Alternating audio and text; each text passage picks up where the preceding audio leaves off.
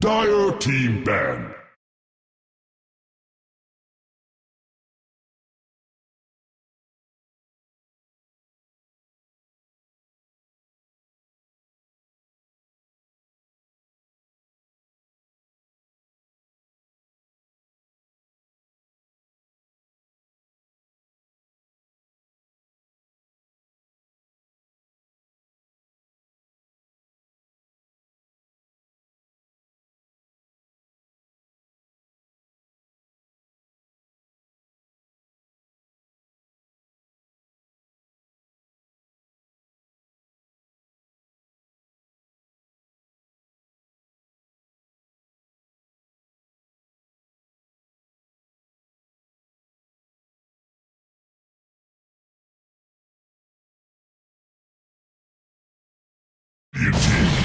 Venomancer.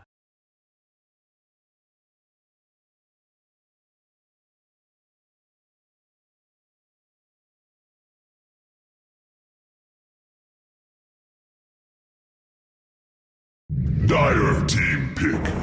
What's it way? Radiant team pick. Behold the horn of Magnus.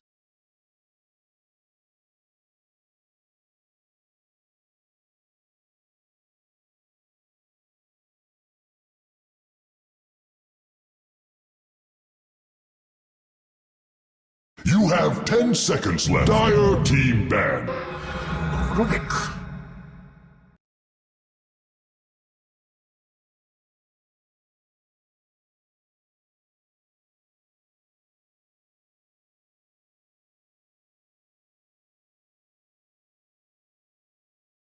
You have 10 seconds left. Radiant team ban.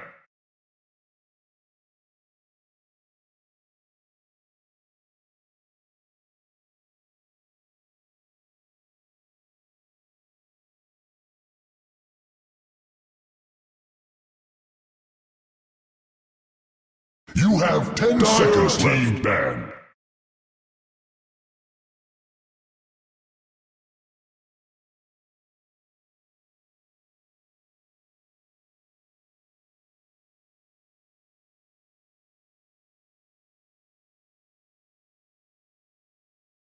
You have 10 seconds left. You have 5 seconds left. Radiant team ban.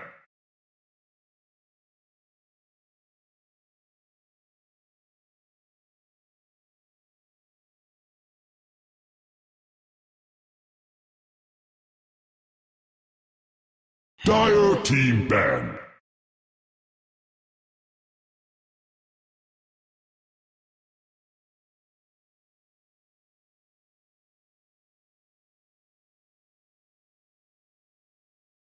Radiant team ban.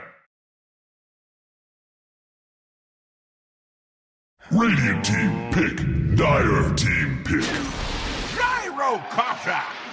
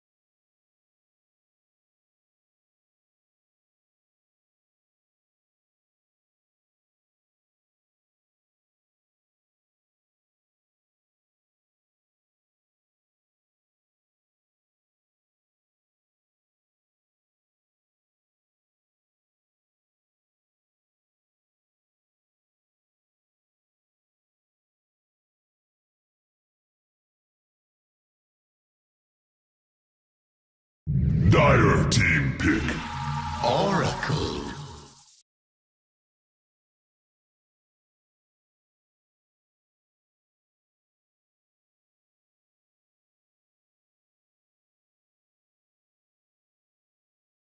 Dire team ban.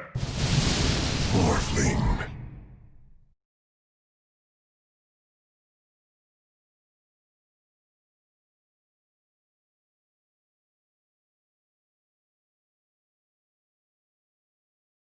Radiant team ban.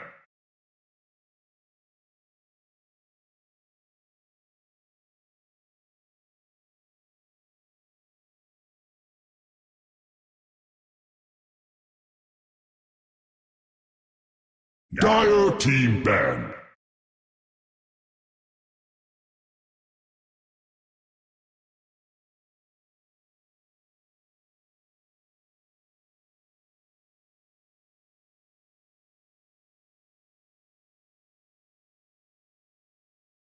You have 10 seconds left. You have 5 seconds left.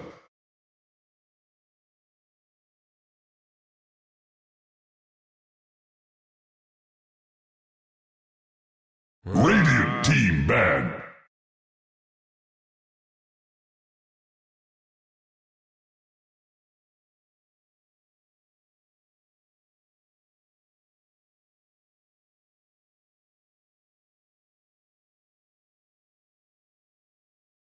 You have 10 seconds left. You have 5 seconds left.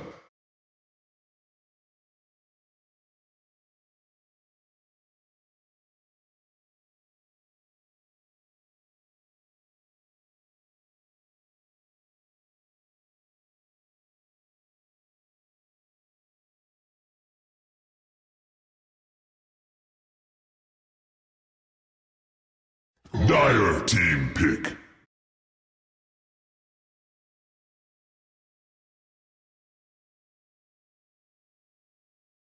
Radiant team pick. Void incarnate.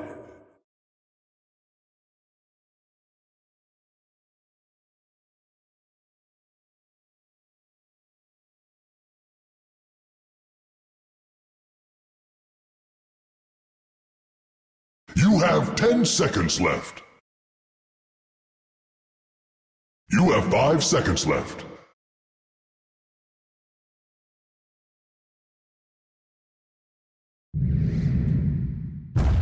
Earth spirit. Choose your hero.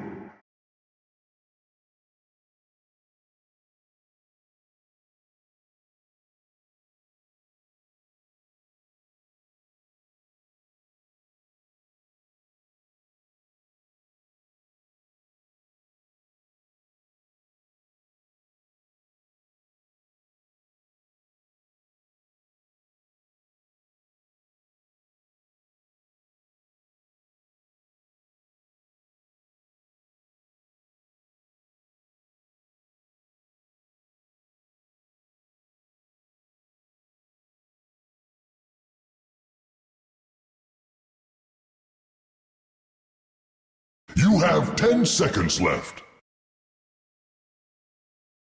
You have 5 seconds left. I admit nothing but my sadness that you're gone.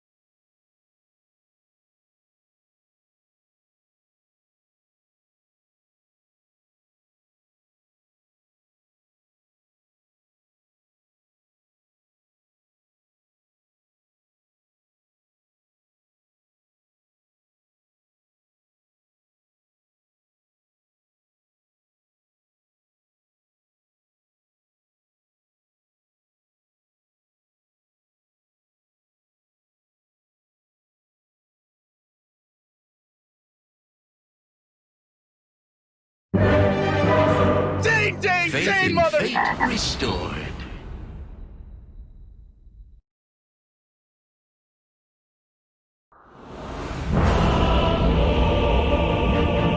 Bonk, bonk, bonk! That is what you sound like!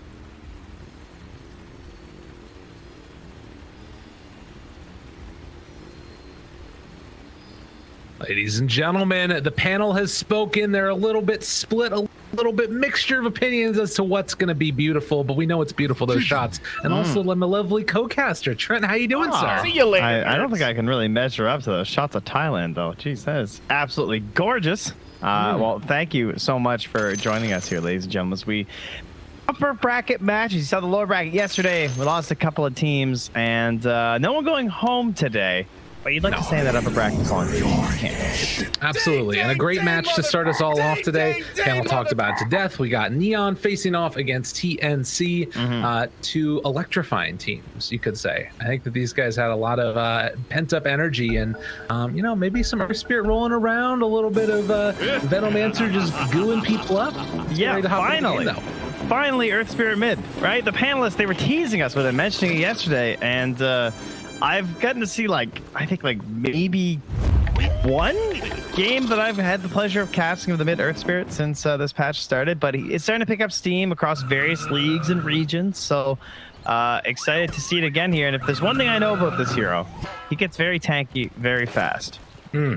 He is a ridiculously high stat gain, particularly on strength. 4.4 as Tim's can be found right at the start here. The missile is coming through, and Mr. JG trying to block the way. Tim will fall. See you later. See you later. All right, well, solid start for the mid Earth Spirit as we were hoping for.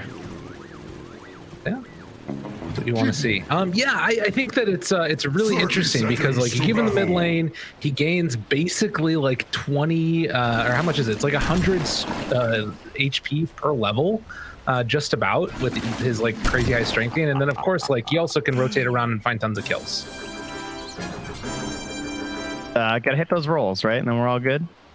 But yes, the draft. So QO was favoring Neon pretty handily. He just liked it. Thought it was a solid play, whereas I think Denog was kind of going the opposite direction. And I mean, you can see merits to both. I think number one, TNC have the morph into the gyro, which, you know, tends to be a pretty scary matchup for the gyro because you're basically just better gyrocopter as the morphling. But I don't know, at least for me personally, the mid Magnus, even just like Magnus in general, feels like very passive. So I do think that this decision to get the Void Spirit was pretty huge at the end there, because there's a lot of pressure now on this Void Spirit and Tiny, Tims, and KB to make plays across the map to kind of create a little bit of farming time for both RML as well as Gabby. Yeah, definitely. Make that little bit of space happen, and they're going to be able to get on the right track. I will say, as we see just a little bit of a battle back and forth here in the mid lane, it felt like Denog was more responding to Skem, particularly playing gyrocopter. It seemed like he didn't really love the way the hero looked, and I'm wanting to see like what he decides to go for as far as like earlier today on Quinn. I think we saw that, what was it? He went like a Blink Dagger third item or something crazy. Yeah, I think even before BKB, but I mean, they were also snowballing pretty damn hard that game. That's fair. That's fair. So maybe not going to be picking that up in this game, but we'll have to wait and see.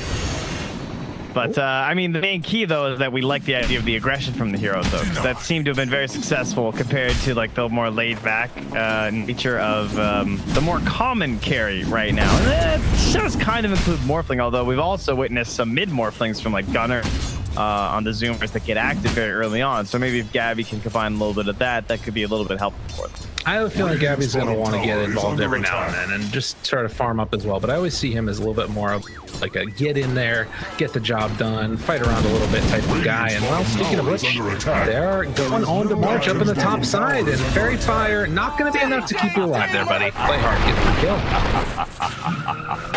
And in the mid lane, looks like Yopaj also went in there pretty deep as down bottom. Tims gets chased all the way back to the tier 3 when he's pulling these creeps. Tims might be in some...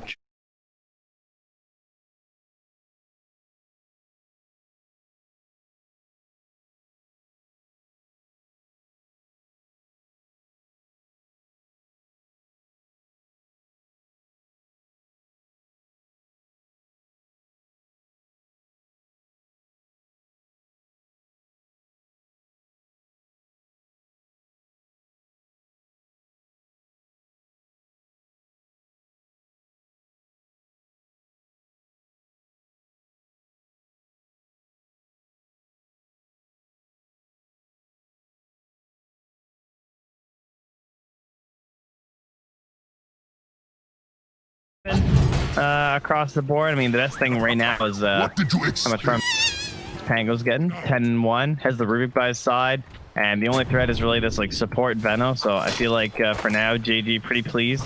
Can't really die in this lane, right? Versus the Veno and the Morphling. No, not really. Although there is, I guess, a chance that they could go and kill off March instead. That was unlucky. Not quite able to get him. And meanwhile, back towards mid, Yopaj went in kind of hard there. And Tim's now going to toss the magnets in on him. Get a couple more right clicks to avalanche out a few more. And no salvation. Paj will fall. Bold attempt to Fairy Fire on that one, I think. Yeah. He was hoping he could get like a rollout after the kick away, but did not happen. So good rotation from Tims, again, coming at the cost of KP, although KP is having an okay time. He seems to be fine down here. Already at 3.5, getting some CS. Just needs those levels so he can make the rotations later. All on his way.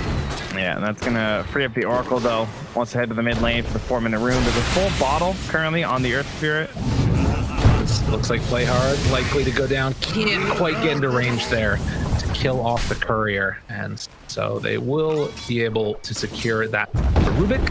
Paj picks up an illusion rune, just kicks our Mel one time, gets the last hit at the same time, and yeah, it hits hard. Toss back, GG. Don't believe it. Again, he's also going to go down. He just TP'd back. Well done by Tims. That's what they needed, though. They needed that little bit of a change in the lane, because with those two heroes, the Pango can just play for free. But timing obviously changed that equation quite a bit. Basically, you know, somebody else took his Earth Spirit. He's like, I gotta get something else done. I gotta get a high mobility hero. That's true. So Tim's tiny, and he so far has been the catalyst for all these good moves around the map. The 5-minute mark is coming up, and it looks like Neon are in a pretty good position to sneak away a lot of these runes. Possibly 3. We'll see how that one goes as Janelle takes 1, but they won't get the other one, so it's going to be 2 apiece. Yeah, Tims didn't try and like contest the Rubik, which is fine because the telekinesis. Then he ran back towards mid, so we'll notice that his own ward has been stolen, and they're going to see the Oracle now going back down bottom on that Observer ward too, as JG just dances way up top there. No real trouble at all. Very sort of meandering game. You can follow 1 or 2 of those heroes around as they make their rotations, and that's where the action's going to happen. Everybody else just kind of holding at for the moment. And now makes the move. They do a little fade bolt back the other way from Play Hard, harassing away. There is Tim's mid, so they could go for a toss into RP play, but it's not an easy kill on Yopaj. I mean, if I'm TNC, I feel like I'm just pretty happy right now. KP's just getting a lane. Armel's doing fine. Fairly easy rotations. There we go, the RP skewer, but it's a hard target with the roll. And they missed that Gale too. Well, and they're going to throw out the Fortune's End afterwards. Avalanche, this dude is very, very tanky. And it looks like he is going to be able to walk away. Picks up the Arcane Rune in the Oracle. and they're just gonna back out again. So everybody comes mid and nobody dies. Yeah, we got double Bracer Magnus, we got double Bracer Earth Spirit. Nice and beefy. I feel like Earth Spirit, really good Spirit Vessel game, obviously against the Morphlane. See if that is what he decides to go for. Maybe he leaves that over for one of his other allies as a pickup, possibly. Even just being able to do that though is so good to mess with the Morphling. The changes item build, right? Because yeah, like right now you can see Gabby really wants to just rush this E-Blade, but that's a pretty scary prospect, I think, versus how much control they have and then just running the risk of the lucky shot. Plus, are you ever going to be E-Blade down this Morphling? Like, sorry, this Earth Spirit?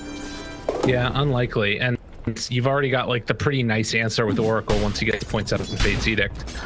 Good save. Granted, you have to be a little bit close, which can be scary, but it's not the end of the world. A lot of stacks in the jungle right now for Radiant. It's mainly just that one big one that's over there, and also Dire have a couple around as well. So Mag's going to clear through this big one. Looks like. Yeah, he is quite farmed. Well, I mean, Morph's still leading the char and the gyro, but Mag, I don't know, it just looks good. And treads, double bracer, and starting to build towards the Echo Saber for the 8-minute mark. Yeah, Armel off to a really hot start, definitely. Now tries to kill off these wards. Yopaj makes the move over. Tim's is here as well, tosses him back. Armel doesn't have RP. They're just gonna magnetize, actually, get the root and kill onto Tim's. It was the easiest kill ever. Tim's, I don't know, I think he should know about that one. Right? He's played that hero. I guess it does eventually lead to the death of the Oracle. Not exactly what Tim's was hoping for. Maybe he thought it could be like a better skew angle or something, but JG dropping low at the top, and Sal, the scam is down bottom, just rocket barraging away some neutrals. Does look like Yopaj is going to make the move out afterwards. Picks up the urn, has already charges on it. Could make something happen onto Gabby up top here, but they should realize that something is up since Playhard has taken over this mid lane at this point. Yopaj just going to make the sort of long meandering walk on back to mid afterwards. After he realizes he can't really do much elsewhere. Ooh, Fated Brooch. Love to see it. Yeah, it kind of looked like Tim's was prepping for the rotation down bottom. He was just kind of doing some loop-de-loops in the jungle in between where he thought Earth Spirit may be and KP. Sure that he won't be a target here. It fights for its life. Our typical rotation around this time, 6, level 7, something like that. We get the carries swapping the lanes and taking the enemy safe lane tower. It is 2016 all over again. The Radiant have called upon their defenses. Tim's Dire's top tower is under keeps the attack. creep aggro on, and it looks like they're wrapping around. I think they're gonna fight this. I think. Well, they definitely do. Now he's almost dead, but the wraparound's coming from the rest of them. This is not the way they wanted this fight to go. They're hoping to get him to come out of nowhere, but the silence to start it off finds on to Gabby. Not quite enough. He gets the strength form off afterwards. KP, they bring down the Oracle together with Gabby, and now Tim's is nearby. JG's still pretty freaking low. Avalanche, and now switching into the Earth Spirit. Gabby rolls on to JG. Almost able to get him as the waveform threw a couple more punches. Is all they need to finish them off. And, well, Gabby gonna stop being but switch back to Morph. That was pretty. Took some time to use the shovel, too. You know, efficient guy. He is. Yonash does get that bounty. Oh! Careful, careful. KP. Oh, they're trying to get him, and they will. Fade Bolt. Nicely played. Gabby. How's he just going to surf taunt and earn that guy to death? That was so swag. Yeah, that was awesome. He's surfing on the Morph lane. One thing that was during all of that, the gyro did go down again. I think it was RP used along with the Venom. Oh, we have a replay. Side. Yeah. Damn. March so with just the baits. Bringing down Skim there in the end. So well played by March. And looks like he just got some stack action happening too on that Dire side. Just stacked up the Ancient and the Hard Camp. So March having a grand old time right now. Yeah, this is going to be a good game for him too. 3 points already up in the Plague Wards. just sort of AFK farm a little bit if he wants to. While bottom lane, they're still pressuring the towers. Gabby is going to take it down. Ruby did manage to get the attribute shift, so he's going to be a little bit tankier than he otherwise would have been. Ah, yes, nice. Yeah, I think it's a pretty good game for March, though, because of the nature of how they want to play, too, of just, like, trying to slow down the game and the pace a little bit for this Magnus and this Morphling, especially just slowing it down whenever they want to slow it down. And that is something that Ben is obviously very good at, even in the support role, if you're going to deal with these wards really early on, because they're just to fight into.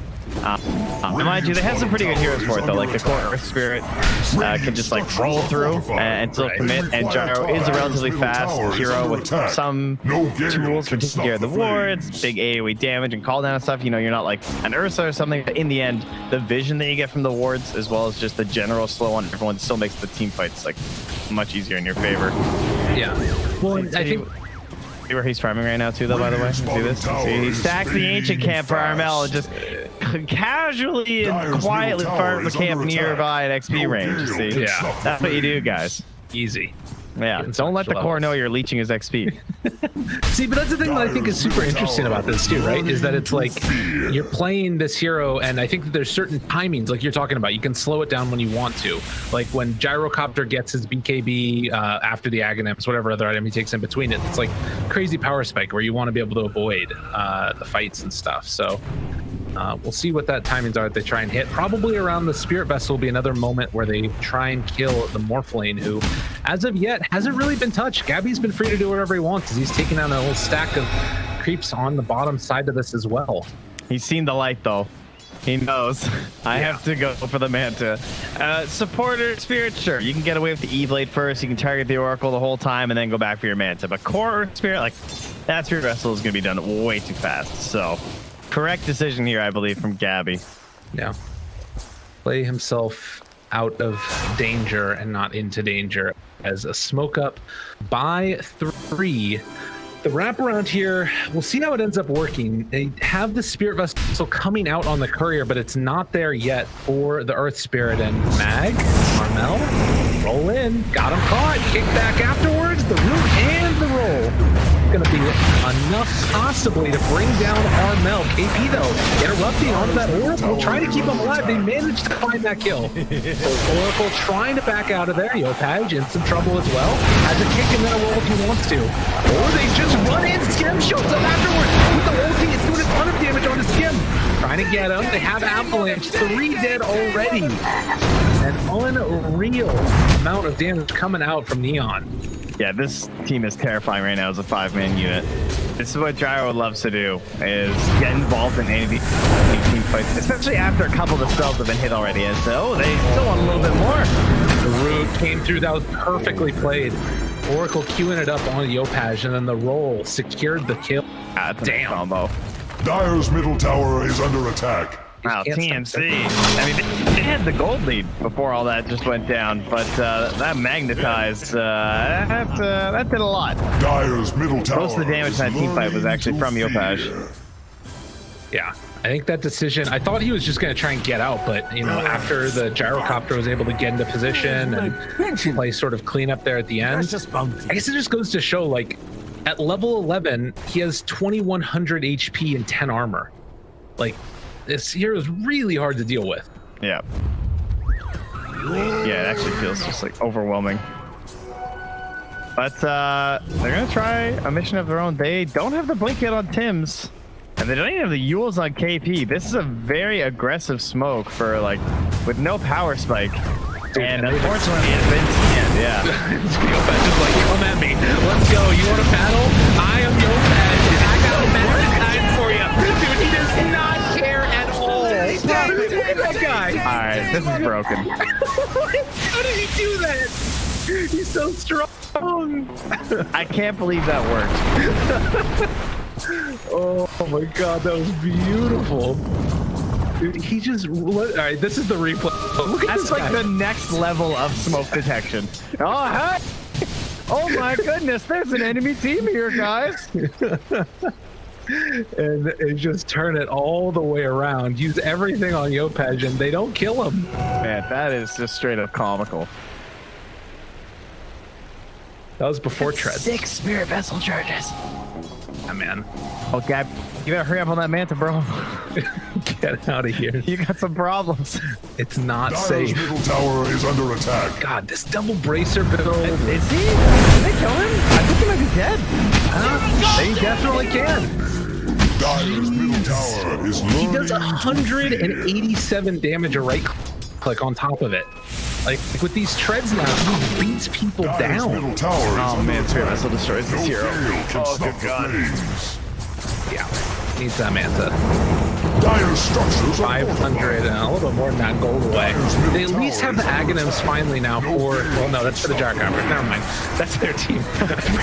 Well, the old They have a Mask of Madness Aghanim Gyrocopter. Yeah. Man, I'm gonna remember that roll in for a while. I That was a foresee great the play. Radiant's top tower falling shortly. By great play, Right there. I mean, it was disgusting. It's like something one of your allies would say in a pub and be like, but why? Isn't there a smarter way? Just, no, I got this, bro. Hold on. That was some serious Leroy Jenkins stuff happened. Yeah. 3,000 gold lead now. And, you know, you look at the win probability, it's favoring the Radiant, but I think it's speaking to this potential issue later on down the line. Gabby can get big, and Gabby can cause problems. As Tims is being chased, but will not be found. Radiant's Like he is going to be able to under escape attack. for the moment, unless Oracle. They won't find him. He's deeping it. He's in need of the blink, for sure. So, you know, Gabby gets Manta now done and finishes off afterwards the E-Blade. Is there a point where this does start to get scarier at all for Neon? Or, like, I'm trying to figure out when they get the damage to deal with this Earth Spirit, and then after that, like, the damage Gyro's going to get into. I mean, I want to say, like, Carmel's blink, but it's so far away because he needs the BKB. Yeah. Almost caught him. Not even close. Okay, Pete. Get out of there. The mid lane, the cooldown comes out afterwards, and they will blow him up, but the return, March ends up dying for it, and now the rollback. Yeah, he has 18 Spirit Vessel charges. It doesn't matter, they can't chase him. Wait, what? Oh my No, god, he's okay. Wait a second. That's not possible. It's been 14 kills. Definitely seen games like that though. People just kind of Yeah. forget. Like they're stomping so hard. Yeah. Now just down to 2,000 gold lead. And that's, I guess, what we were just talking about. Gyro can get killed still. Yeah, that was a little bit crazy by Skev. I'm not sure about that positioning. He was like completely alone. Playing Venom Wards, which is always just going to put you in a bit of a vulnerable position too. Yeah. But he'll have his BKB on the earlier end. Jeez, okay, that happened fast. I guess he's only like a couple hundred gold away, but now it's time for a smoke here from TNC, I would imagine, with Blink done on Tim's. Oh, look, he gets to smoke with this Blink. How perfect. Gotta hurry, though. It's 20 minutes coming up soon. And Melder wanted to. Tim's is trying to contest that top one, so he's gonna mess with Scam while the battle will happen at the bottom lane. Tim's got scared. He ran away. Dire's bottom tower is under Really attack. interesting. We're seeing these like Earth Spirit illusions even just get sent out up to high ground, and they're having trouble dealing with them too. Call down, cool down is the call, which is a fun sentence to say. Thank you for that. Rolling in the bottom lane. How about, is that fun? That didn't look Not very fun fun. for KP. It was fun for you. Cash. Yeah, I stolen Avalanche. That's a good steal too for play hard. And he has a blink too. Aha. Anything you can do, I can do better. So it's got an Aether Lens on top of that. Very, very farmed. Tim's gonna TP out of there, realizing he could potentially be in a lot of trouble, and he was right about that. Right now, I'm impressed with TNC just sort of dodging the fights consistently, and then, you know, being able to find that pick off on the Gyro was really nice. Yeah, that breathed a little bit more life back into their game. I would have been more concerned with the current status if it wasn't for that. On the other hand, though, that is probably going to sober up Skev a little, and we'll probably just see him farm super fast towards his BKB. Dire's bottom tower is under attack. It may Roche could be yet stand. another thought in the next team fight win potentially. As 4 heroes grouped together, Armel does not have BKB or Blink yet, but Tim's, as you mentioned, does. Oh, there's the Oracle. That's a good target to get if they can get him right to start. Astral Step goes in, immediate save for themselves. Over to the side, they get the lift up to get away from Armel and Tim's, and oh, that was not the reveal they wanted. The team went right. They were hoping to find someone else or something. Well, March is initiating. They're walking in. Toss back on the Oracle. That's a good person to kill, and no buyback. Okay, rolling around a little bit, finding the kill on Tim. Skem in trouble. Gabby beating away at him, and they managed to bring him down. Switching back into Gyrocopter. He's got the Rocket Barrage out, and 3 for 3. Gem's TPing in from the outpost. Okay. Silence. JG's here as well. BKB gonna be popped. Skewer away. Lopez bit off more than he could chew. And now JG's seen if he can kill Gabby, but that's not gonna happen. What have you done? Well, all right. What? So Lopez was up at like the old shrine, and he TP'd to that tower to try and get in on that. Yeah, I think he thought that like he could go for the turnaround play onto Gabby, but he might have thought the RP was already spent too. That might have been what happened.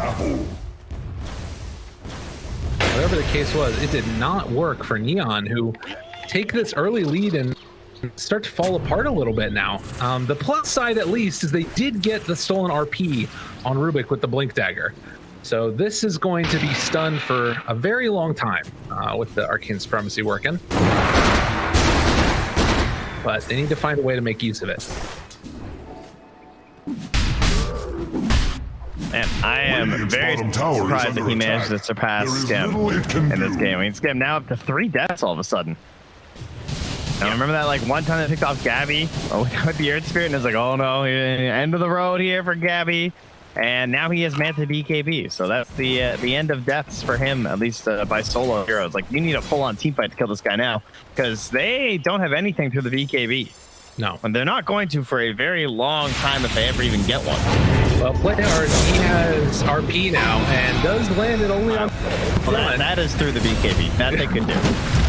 And it looks like they're going to be able to find the finish on the Tims, but no more RP after that. Gyrocopter gets his BKB, and they are going into Roche. Tiger responsive though. And Armel, skewer out, okay, and then the individual. Oh, that was pretty, but can they get him a drive? False promise, saving his life for the moment. BKB out from Skem. Gabby, oh, the flat cannon down the right cannon with the flat cannon. He's taking a lot of damage though, actually. Gabby still BKB'd, but it's gonna wear off and he goes down.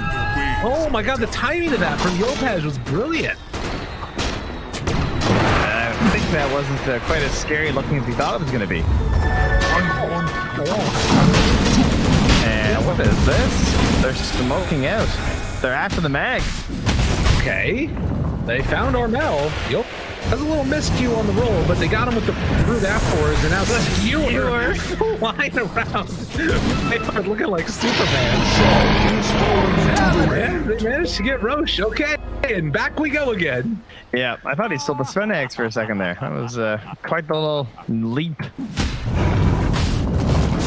Kind of awesome.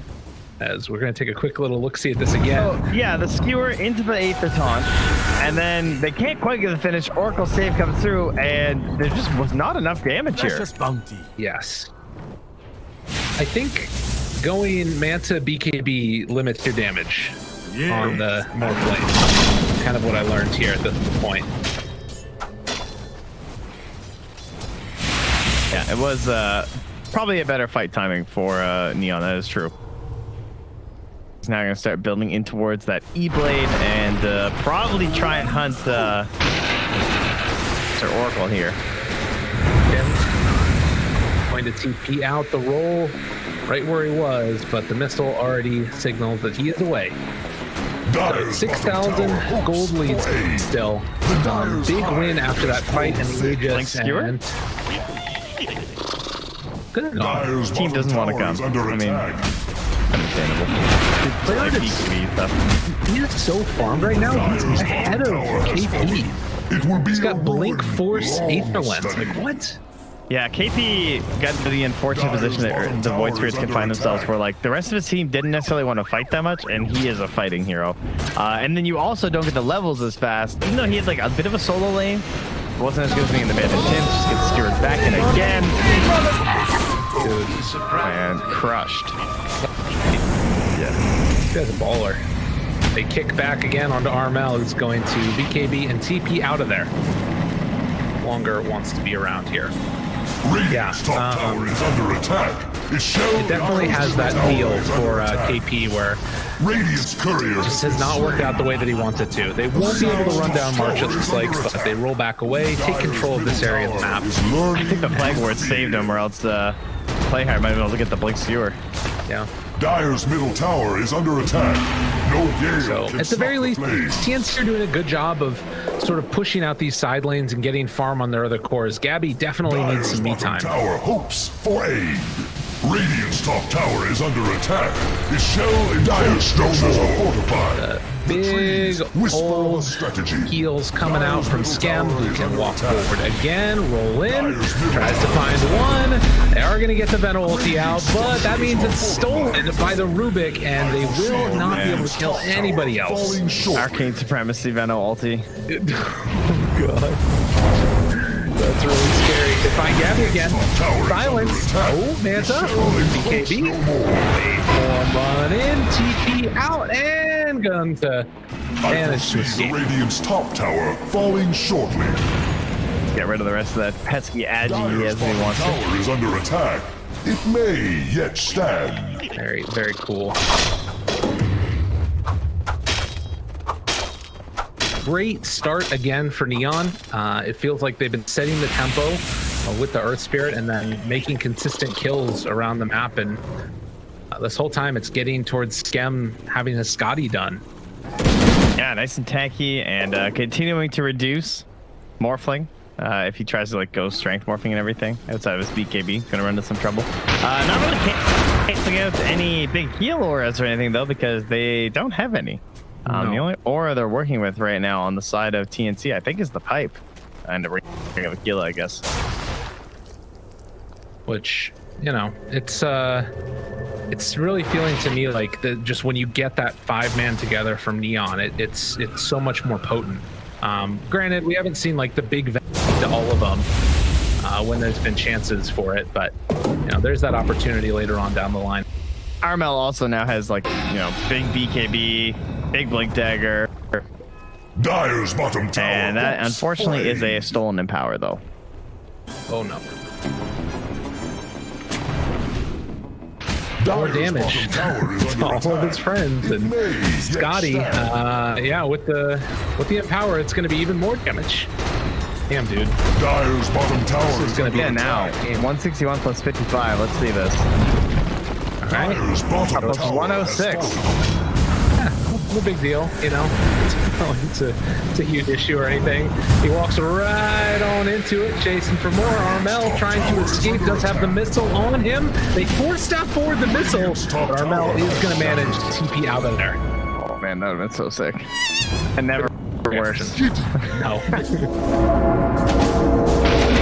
least force out that BKB from him.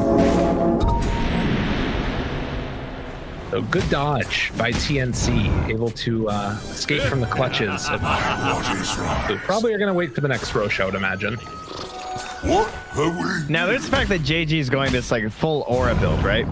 Yes. So the scaling isn't necessarily there right now for Neon because you have an Earth Spirit and a Pango core. So you have two super tanky and annoying cores, but you're essentially all in on damage from Skem. So when you're all in on someone, sometimes these like big disables can just kind of ruin your whole composition, and they do have the RP. But at the same time, you have single target save in the Oracle. So there's gonna be a battle of Johnuel and Dire's top tower surviving is under to make attack. sure that Skem will survive. Right. Well, and you know, he's got a Glimmer Cape. He's got pretty quick movement speed and all that good stuff as Dire's top well. tower is Of course, the big worry is mortality. now that the E-Blade's online, if you do get even one disable from any of these other heroes on TNC, Dire's top you tower will has explode. fallen. Yeah, Very very likely. Tower is under attack. Ah, but there he gets the blink. There, even safer. Good choice. Radiant's bottom tower is hell? fading How's everybody have fast. so much gold? I guess we're 31 minutes in. A lot of objectives taken. Radiant's Tier 2 bottom tower is no under longer attack. standing There is for the little Dire. it can do. We're almost at the They- Aghanims.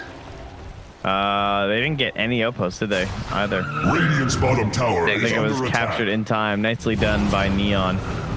Take that away, man. Neon playing so well. Yeah.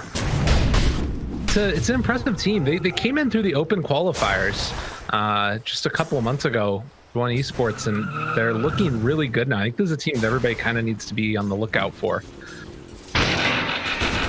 I'm worried about this next team fight if he still has his arcane room with a 10-second BKB. That sounds like a recipe for very good success for you and a painful time for your opponent. 5-second silence with the talent. It's kind of nutty. Right? That's quite long. Imagine if you got like a timeless relic. Yeah. Well, you know, there's just, and the other thing about it is that it's like it's a 9-second cooldown, right? So even when you manta, like eventually that thing's coming back up again. If these team fights take any amount of time at all, you're just not going to be casting spells. And currently he's just using this arcane rune to farm. I mean, that's a good use of things, right? Try and get his Shivas. I love him just holding on to the illusion rune also, though.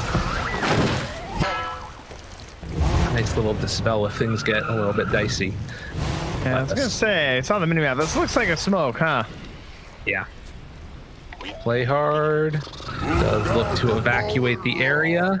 Currently sitting with no agi, so 0 armor on play hard. Radiant's Very turret nice. has been This is the slain. play, though. I think you always go all Such strength. an outrage. Way too good. Top Yopaj going to TP away, and Radiant scan, seeing if they're in the pit, sees that they're not. And a smoke up the high ground. Danger, danger! There's the lift up and catching one man right off the bat. He's gonna die. Rolling in for round 2. Who can they find? Skewer away. Everybody's trying to run away. Oh, and it looks like they will all get out. March, yeah, he gets out as well. They ran so fast. Yeah, part of the problem there too is that you can't really RP initiate once you see the ball come down. So either you're gonna hit the rolling thunder with your RP and you're just gonna get chain stunned if you like grab him with his allies, or you're gonna miss and he's just gonna turn and come bash you while you're trying to follow up with the RP. So once that's out, they kind of just start backing away and hoping they can find a second initiation. And obviously the opportunity wasn't theirs. I also want to play hard, but he is way too tanky, my friend. Yeah, he's got more strength than you do. It's not wrong, man. That's Radiant's tough. bottom That is tower a is whole fading heck of a lot of fast. Rubik, and they can't bring him down. Yeah, I think it's really interesting too, because their heroes are like so well suited to just running in right now. It feels like on Neon, like when Earth Spirit can just roll into the midst of things and know I don't have to worry about dying or being bursted or any of that stuff, then he feels like, you know, you can do that initiation and you don't necessarily have to have all the best vision in the world. Well, we're worried about Skem not finding something to deal with these BKBs either, and he does have that basher with the Aghanims, so 10% generally like kind of bad for ranged heroes, but for Gyro, it's kind of different because of the Aghanims. Yeah, that's just bounty. It's real nice. Gonna be going back for the Satanic afterwards. I would like the idea of eventually going into the Abyssal for Gyro Yeah, too. it's actually really good. Yeah. Pretty cool. Ever since they added the mobility. I mean, Gyro was one of the weird heroes that used to get it back in the day before it even had the blink. Because it was like, sometimes you just kind of need it on Gyro because you know everyone's building BKB versus you. Right. So, well, TNC into the pit. And do not know if that one was scouted or not. Neon can't afford to give this one away for free, but It's too fast. they're going to. Game power. Aegis and cheese, just like that, and JG forced to run away. So a big win there. TNC able to sneak away Roche. Yeah, they've given up all their other powers, but a straight 5v5 is a bit of a scary thought, I would think, for both teams. I think their fighting power right now is relatively even. Sure, I would rather be on Neon. I think they're winning this game and everything, and I think it's likely that they can close it out, but you can never count out just RP. Right. That being said, there is somebody that can take that RP away. Yeah, don't let that happen. He's actually almost got an Aghanim Scepter too. He is super duper farmed on Play Hard. It's a very good Axe game. So much good stuff. My oh man, stealing Resonant Pulse. Let's go. Stealing Skewer again would be crazy. Oh yeah. Cooldown drops down to 6. I don't know like how good that would be. I guess probably pretty good. Oh, in combination with the Pango and the Earth Spirit, like Yeah. I feel like you'd actually be like sheep herders. Just pushing everybody around. Okay, I could dig it. Pickup though is they get a Princess Knife. Not sure who they're gonna put that on. Baity Schem here. He's got Satanic ready to go. They're thinking about going on him.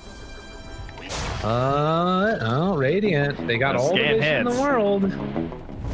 Do it, Yopaj. You know you want to. Yeah, it worked last time. It was about 20 minutes ago, but it might work again. I mean, you got a lot more HP. It's true. Smoke up here from TNC, waiting for anybody to show on the map that they think they can burst. But they will not find anybody at the moment. Gabby showing in the mid lane for only a second there. As Schem underneath their own wards. One leveler. Okay. On the Basher Gyro. Okay, that's pretty good. Full back and forth. They find Gabby, didn't get the switch over to the strength form. Now trying to turn into the gyrocopter and throw the damage back out the other way. Gabby starts to get it. Dylan on the mid. No resist. Didn't even know. Gabby's destroyed. He got absolutely wrecked there. Meanwhile, on the other side, Play Hard, he's also going to fall down. And Gabby beats on into the Oracle. Yopaj tries to get away. They jump in front of it with the Magnus, again trying to roll, but they jump in front of it again. Yopaj is in a ton of trouble. Oh my god, he gets out. Just barely able to roll away. Wow, that'll learn ya! Well, that was not the way I think the Gyro thought that was going to go. Tell you one thing, he didn't get the bash. Dire's That's top for tower sure. is under attack. Oh my god. Radiant's middle tower Oh, is that under attack. looked terrible. Yeah, the Morph did more damage than the entire Radiant team. Well, and no wonder, look at his damage right now. Yeah. He's got like 550. Oh, this Morph is so brutal. Dude, are they really just about to win this game right now? Jericho just in a buyback. Have fortified their grove. This was such a big turnaround. It's crazy that it's been so consistent at catching him before the DKB got off. Yeah, and now gets another round of stuns, and well, just like that, never mind. They missed on the roll. He's getting away. Okay, Aegis down. Tim's under control.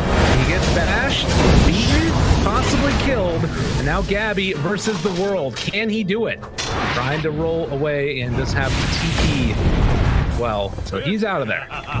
Immediately, Pango queues up the Basher. Yeah. That was a lot of deaths, though. That's everyone died. I mean, if you count the Aegis, so we even back out a little bit. And so does Dota Plus, losing some faith in Neon ever so slightly. Just want to get off the roller coaster ride. Let me stay here. Oh, there it is, the relic. Ooh. Yeah, but Yopaj also has the Spell Prism, which they now also get for the Dire side. Huh. Interesting. I wonder if it's worth it to give the Timeless Relic to the Rubik. See how he does braid it out there. Yeah, so he's doing that. Yeah, also got a Shaco. So Rubik is going to be the one that takes the Timeless Relic instead, and he is 750 gold away from finishing off his Aghanim Scepter. Yeah, and he does not plan on keeping buyback. Invisibility! No. And he's got, what, 6 minutes, so might as well. Level 25s coming up soon or already here. The Morphling has the 2 waveform charges, Gyrocopter Gyrocopter decided to go for the classic homing missile stuff. We've got more damage from Empower and Cleave, and about to get 25 for Pango and also Earth Spirit, who actually bought a tome to make sure that he gets it. Which one does he take? They're both kind of cool. Okay, he takes the Rolling Boulder stun. Man, I totally forgot. Remember Earth Spirit release when you just always pull allies? Yeah, that's great. Radiant's bottom tower is fading. That's so fast. stupid. It's a fun skill. Wow. So that's really worth it. I mean, I guess it makes sense when you have the spell prism, right? Because now he has a 1.6 second stun, but a 2.4 second cooldown. So it has like a 66.66% uptime. Now that's with the Octarine core kind of insane. I haven't seen this build before. This makes me want to play Earth Spirit mid. What the heck? It's great. It's like a chain stun. Yeah, it's a roll stun. Thanks. I appreciated the half laugh. Yeah. No, it wasn't. It was a groan. It was distinctly not a laugh. Sorelic picked up now for the Dire as well. So the gold lead, about 5,000 or so into the favor of Neon. 3,000. Armel has switched out his Imp Claw for Princess type. Decided that, wait, that item's kind of bad in the sense that I need a game changer. And Imp Claw is not it, so see if the Hex can do it. Interesting to watch that. Right now, TNC gonna take over the high ground on the Radiant side of the map. They are under vision though. There's an observer ward here, and kind of grouping together. It's a big question. Do you want to try and take the fight where you have some of the vision? They are thinking about it. Smoke up now. JG ready to go. They have to know that they're up here. And our Spirit going to roll into position. Here they go. Jump in. Rubik crazily in front of all of them. They find the Rubik going to be saved by the Oracle. Skewer back on the ball. RP going to land afterwards. They destroy one, but now the RP's going. Scepter lift up. Rubik has it afterwards. Oh, dude, stay right there. Unbelievable. Yopaj in the midst of all of them trying to bring down that Magnus. And look at the damage coming from the Morphling. Almost not able to live. Just barely. And now the turn. JPG, what more can they do? Doesn't feel like it's all that much. They need a type of disarm or anything at all. They're still living through all of this. Gabby turns the fight, has the E-blade afterwards. Triple kill for Gabby. They're going to buy back on the Pango to try and get into this fight. But I don't know if it's going to be enough. In the end, they roll in on top of him, kick him away. Yopaj will go down. There's an ultra kill for Gabby. And right now, Armel appreciating greatness. This carry player is doing the work. Oh man, the one-man army. That was ridiculous. How much damage did he do? Oh, it doesn't even show the full extent. Thousands what I got. Oh yeah, mine's way different than yours. Holy. Yeah. That's ridiculous. That's pretty good. Man, that morph into the gyrocopter is just so insane. And then he transforms into the Earth Spirit too, and there's our little replay there too, where it was a bold initiation, as you said, but with the full change of the strength morph, like it kind of worked. I thought it was going to go better for them. Especially the RP came out, but there it is. The Yule's up while he had the stolen RP, but the delay there from KP made it so the false promise ticked out, and he ended up dying first before he could cast it, saving it. Or I think they would have won that fight. Yeah. It would have been a huge turnaround, absolutely. And you can see there in the end, just getting messy. But the one that stood out through it all was Gabby, able to deal all the damage in the world. Got 2 morphs off in that one, I think. Yeah. Waters rise. So 4,000 gold lead now as they take the tier 3 tower and the range racks mid. And Roche back up again. The refresher shard. Can they get there in time? Can they do anything even if they can't get there in time? I think the answer to both of those is no. Yeah, it's definitely not in time for sure with the power of the Magnus. And Gabby, of course, is even stronger with the bonus from that. And man, he's going to be level 30 pretty soon, which is a nice level 30 because you get the 12% CDR and the multi-strike hit. The multi-shot, multi-strike. Yeah, that thing. The multi, the double. Yeah, the location. It's +3, so it's the quad. No, it's actually not. It's a lie. It's only +2. I know. Oh, what? I know. Excuse me. Trust me, I was very disappointed when I tested that. My world is broken. It's just a straight up lie. Unbelievable. Well, nonetheless, it's a lot of adaptive strikes, and right now, with a 6,000 gold lead and a butterfly done on Morph, he is well and truly the strongest hero in this game. Just casually sitting with the Empower backdooring tier 2 towers. Because he can do that. Is now Gabby. but kindling. And now they have the Abyssal too. And the Refresher. So RML's looking for the big game ender. He wants some flashiness here to finish things off. Gabby is gyro now. Right click. RP gonna be used. Skim trying to do what he can. Magnetize onto several. Skim. RP there one time again. They steal the. Oh no, we got the power off. Damn. He got the power off and didn't have enough for that second RP. Does now. Still nobody dead. Yeah, I think that was kind of okay for Neon. Yeah. Considering they all survived. Danger Town is that they're still got gyro and he's got black. So walks forward, beating away at the tower. Attribute shifts to the side. We'll get the stun out. And of course, he also has Empower now. Radiant's middle barracks are under attack. There is no mercy to be found. Good play by the mag to get that Empower off before Rubik was able to steal RP. It was an immediate cast afterwards. Yeah, he's gonna be super careful. Avalanche, not even used, just a toss back on to the Remnant, and the RP comes out from Armel, controlled and gonna be killed as they all start to fall. Yopaz trying to get away. They do bring down the Tiny. Armel forced to jump away, and actually they've gone a bit too far. So they do manage to punish there, but only for a second. And now KP, he gets demolished. But Gabby, he's so strong. This guy is really hard to deal with, but maybe he's gone a bit too far. Got a man again. Dave and the jump. They bring down the Oracle, and Yopaz has to just jump away. So they do lose the Tiny and the KP Void Spirit. Can they find anybody else on the retreat? Does not look like it. Gabby's gonna give me a heart attack here. And Satanic. He's back up to full again. How was that math? Radiant's barracks are under attack. He's just knockapooing him. Will no longer Waveform. Jumps on the Scam again. There is a whole host of damage. Yopaj trying to stop it.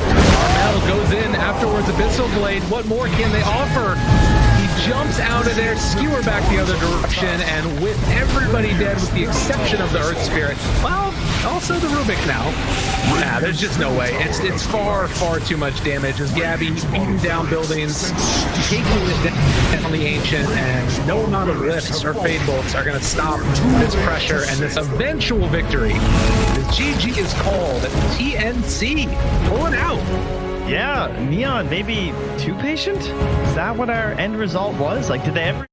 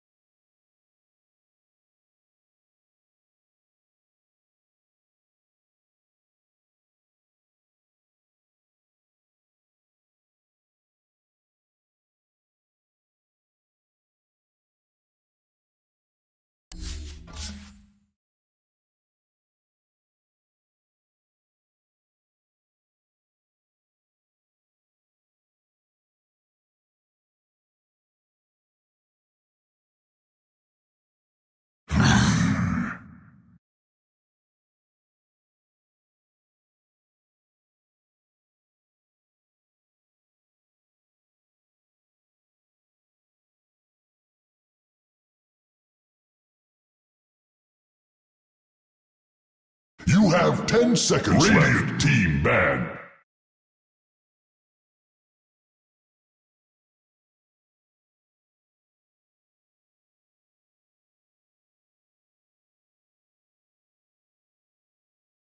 Dire team ban.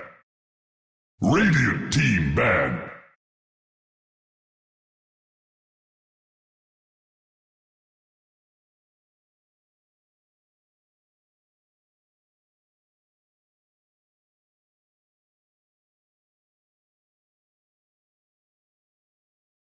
You have 10 seconds left. You have 5 seconds left.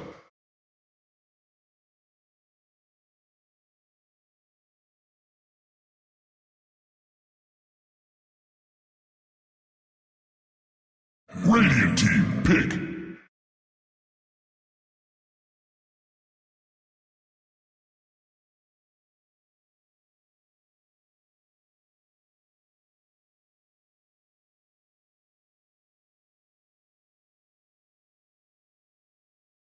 You have 10 seconds left.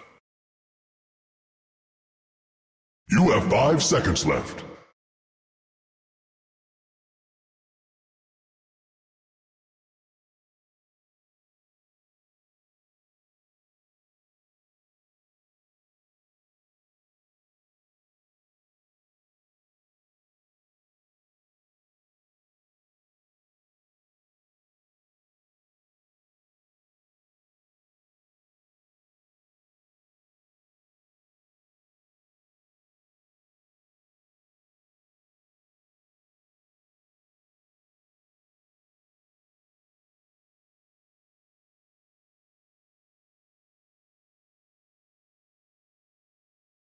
Dire team pick.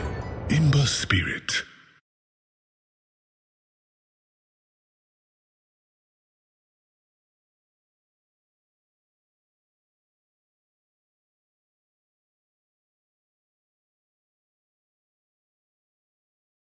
You have 10 seconds left.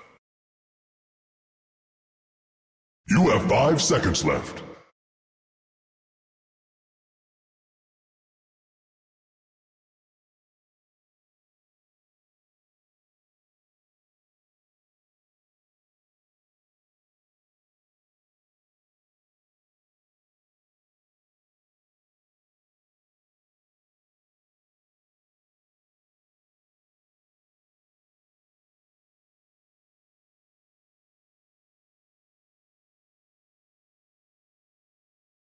Radiant team pick. Void Incarnate. Dire team pick. Grimstroke.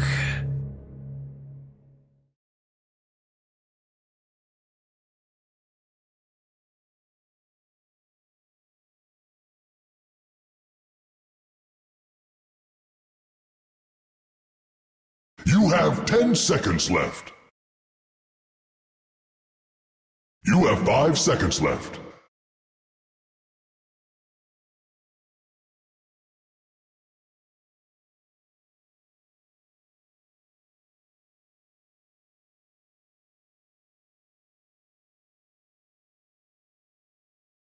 Dire team ban.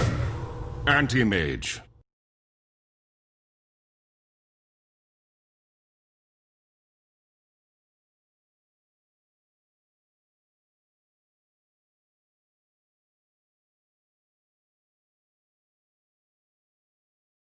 You have 10 seconds left. You have 5 seconds left.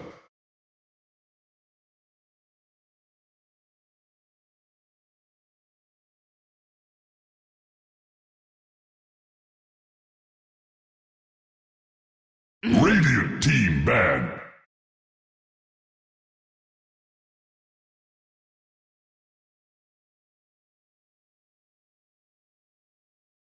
Dire team ban.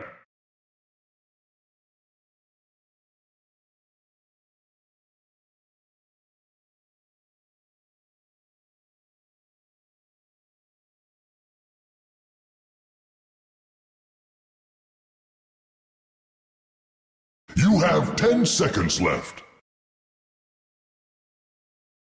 You have 5 seconds left. Radiant team ban.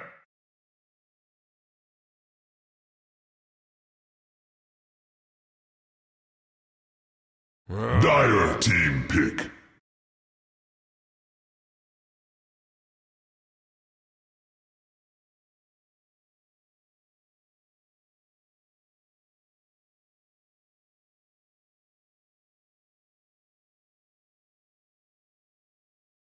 You have 10 seconds left. Radiant team pick. Puck.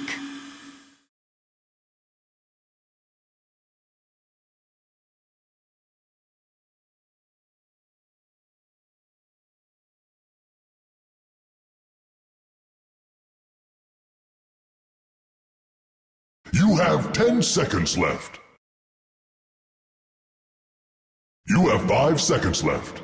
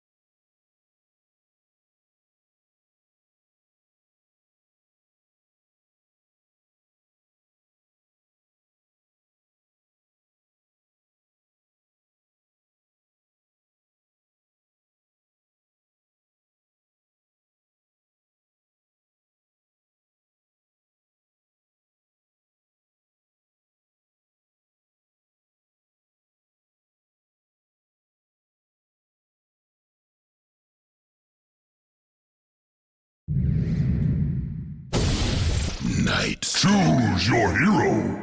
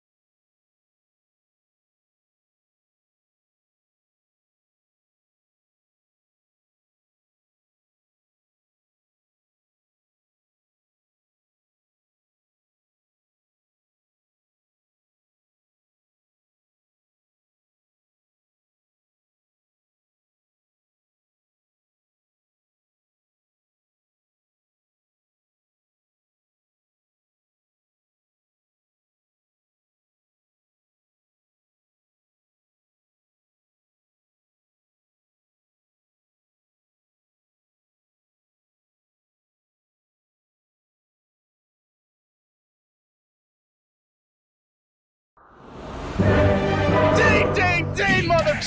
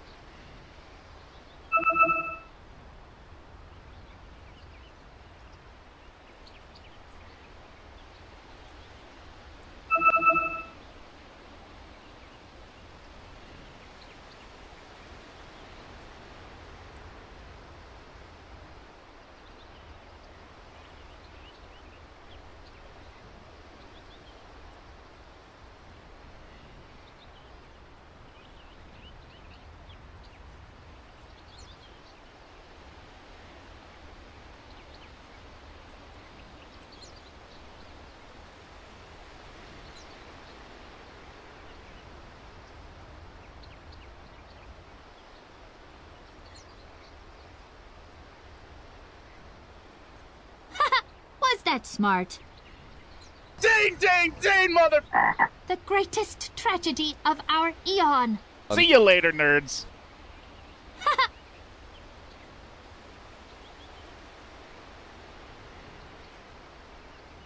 Dusky, dusky.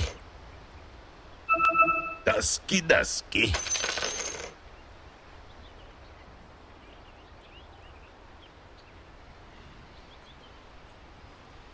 Here we are on the watery side ahead of us here in Thailand. Beautiful, flowing, gorgeous nature. You love to see it. And now our ugly mugs afterwards. I will say I love that music. I just want to get up and get a little boogie on when I hear it. How you doing, Trent? Well, I'm not boogieing. Quite yet. The teams are getting ready though.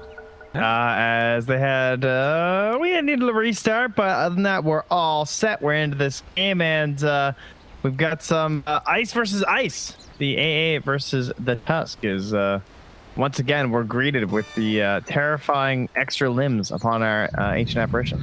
It's unnecessary and it's silly. And if you notice right there again, it has a different number of fingers than AA himself. Fingers on the little ones on the weird part, but he's got 4. Explain that, everybody. The heck? Yeah. Nice try, science. Nailed it. Yeah, I got him. All right, so big smoke out here coming right out of the get-go, with Tim's leading the way, ready to tag team fools down to death if possible. And the Opage is the one that's there underneath the tower. Gets down a ward. 30 seconds to battle. So, yeah, talking about the Tusk, a hero that sort of feels like he's making a bit of a comeback. But on the other side, Ancient Apparition. Genuel, very, very excited to see how he does with this. Yeah, I mean, we have an IO draft, right? So AA games should be expected every once in a while, and we're going to try it once more here. Not your traditional IO draft, though, right? These aren't the usual pairings. No, very different than what we would tend to see. Keeping in mind that we did have an IO core just the other day, but this one an IO anti-mage, because this hero isn't already hard enough to track down. Yeah, it's an interesting way of going about it. I'm curious as to how it's going to function, because it doesn't really strike me as I don't know, conventional for a couple of reasons. Just they don't seem to flow that well together. It'll give them a great laning stage for sure, especially if you're going to pair up like this. Aside from the anti-mage, though, the rest of the lineup looks like it pairs extremely well with an IO lineup. It's a lot of initiating potential. They have 4 initiators if you count the IO with the relocates and whatnot. So basically, wherever Tusk, Puck, or Void Spirit are, a relocate can then come in and follow up on one of their disables. And it's quite hard to deal with. Playhard already pushing back along, onto KP, and that's giving all the space in the world to Skem. And already a bounty sent on him. See if they're able to claim that one a little bit later on. Chase down comes onto GG with some of that good old-fashioned tag team, but they will not be able to punish that much further. Just trying to, I guess, get the early bully on. How good is this tag team with the overcharge? You get bonus attack speed of 50, level 1. Ooh, so this is the cheese, eh? I think that's what we saw yesterday too, and actually JG in some trouble now with that tag team, the slowdown and the beatdown. First blood drawn by Tims. Think about when they're level 2. Yeah, when the Tusk has the overcharge with the tag team.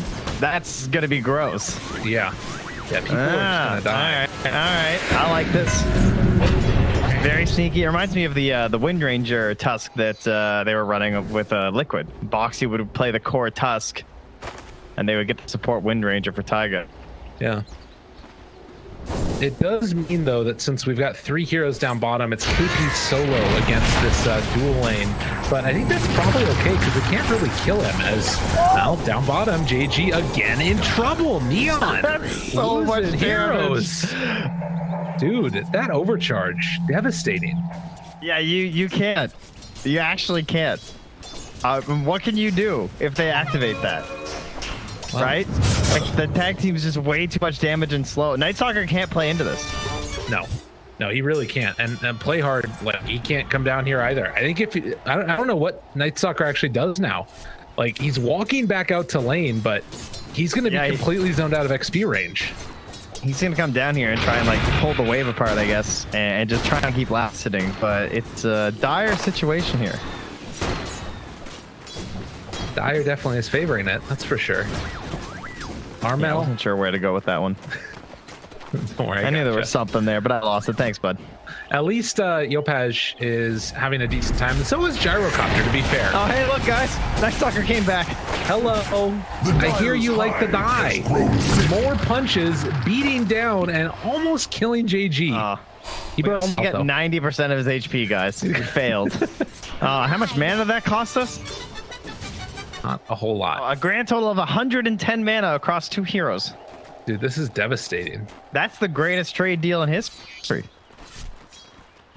He's just going to zone him out. Like, he's completely out of XP range. Now, the flip side of this is that they're also doing a lot of work here as well. They jump forward and find JG. Just when I think I can stop talking about it, he is likely going to fall here. They're diving in all the way. Can't quite get the last touch, though. But like I was saying, they've been able to force KP completely out of lane. Yeah, this is the trade-off. I mean, he's legit just straight up jungling. Yeah. That I'm a little surprised by. I guess he lost control of the pulls, so he knew that even under the tower wasn't going to be that good for him. Meanwhile, Puck jumping a little bit low here in the mid lane. Armel trading with Yopaj. Not able to find that shards there. Pretty close, but not good enough. And yeah, this is going to be the big deciding factor, it feels like, as the silence trades out there. Gyrocopter, obviously a hero that does love to get up to a hot start.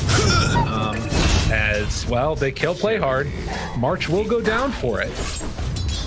But What's funny is that we were just talking last year about, man, everyone seems so rich. Like, there's so much gold and items this early. Now it's going to be the opposite because we have, like, 2 dead lanes, basically.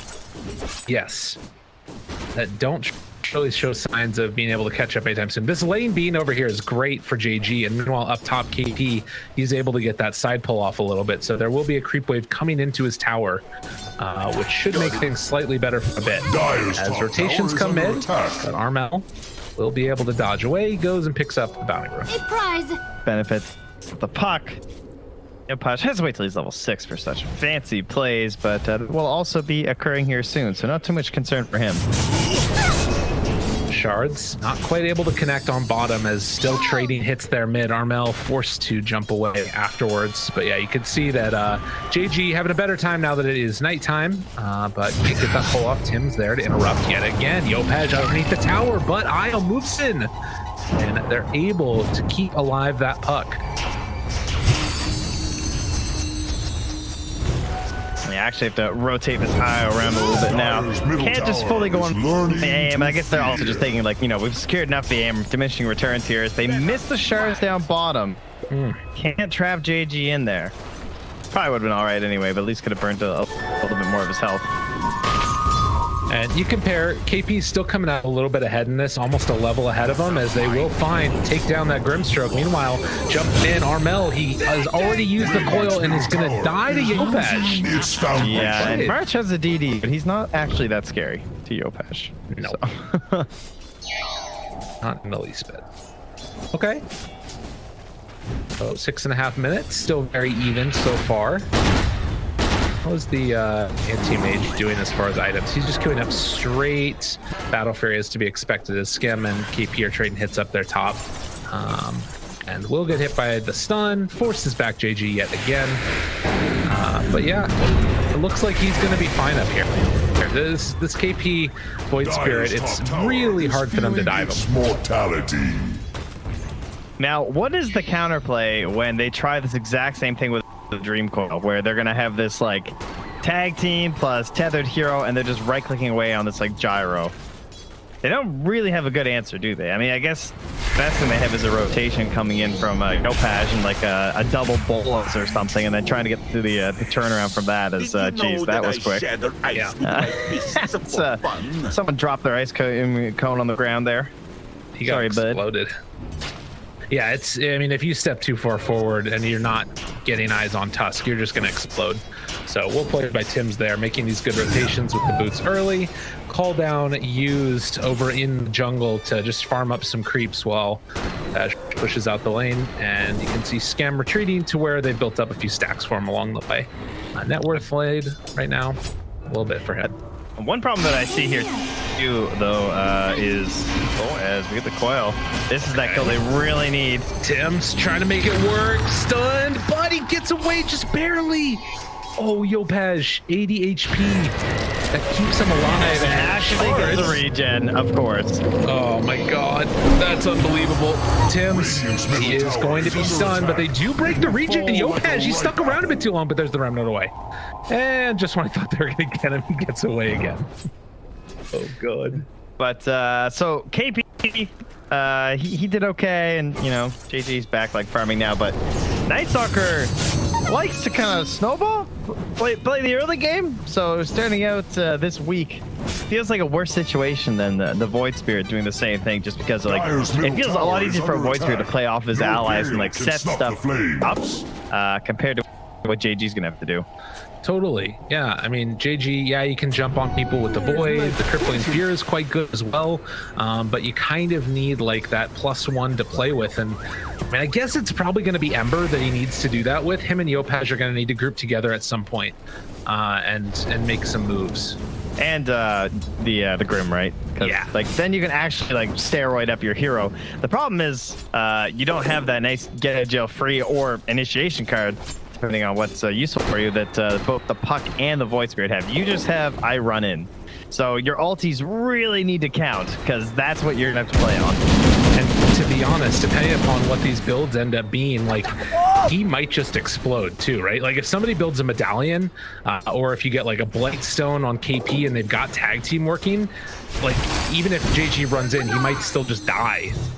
Like they have a ton of physical damage with the tag team being maxed out with Tim's. Yeah, I'm kind of curious what his build will be. I guess just like an offlane style, he could try like Halberd's not like necessarily that good this game, but I would think like something involving like a Lotus would be nice. Yeah. Sounds good to me. Skem, he rotated towards the mid lane now. All 5 heroes in this area of the map were side of Neon. And I gotta be honest, an unimpeded AM that's been a part of 3 kills at 10 minutes. I'm feeling pretty good if I'm looking at Gabby's game.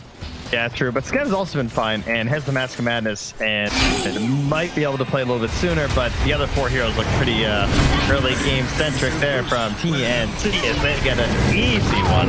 Yeah, and now Daniel also in trouble. He's gonna drop Inkswell trying to make something happen there, but the Dissimilate comes in and KP, he's gonna have another remnant in just 1 second. They might not even need it. Just beat him down. Flurry of action, 3 die mid. With us no more.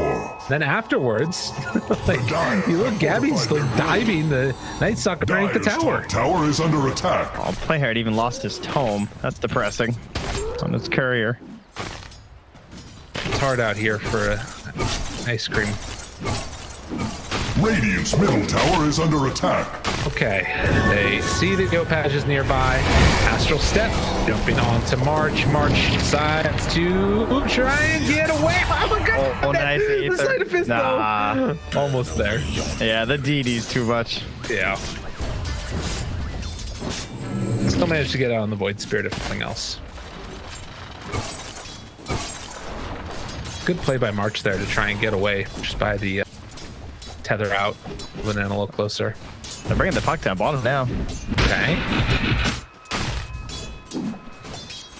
They have an opening here. Case of life couldn't get any harder on this poor Night Stalker. Bail out. And the Void is available. They pop it, get the kill. Yopaj tries to jump. They bring down Gabby. Okay. That was needed. Yeah, just even that second level in the bola was just enough to get that.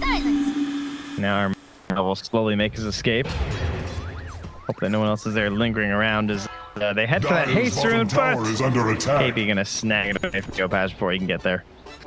Played this Yule Scepter for KP to set up for kills.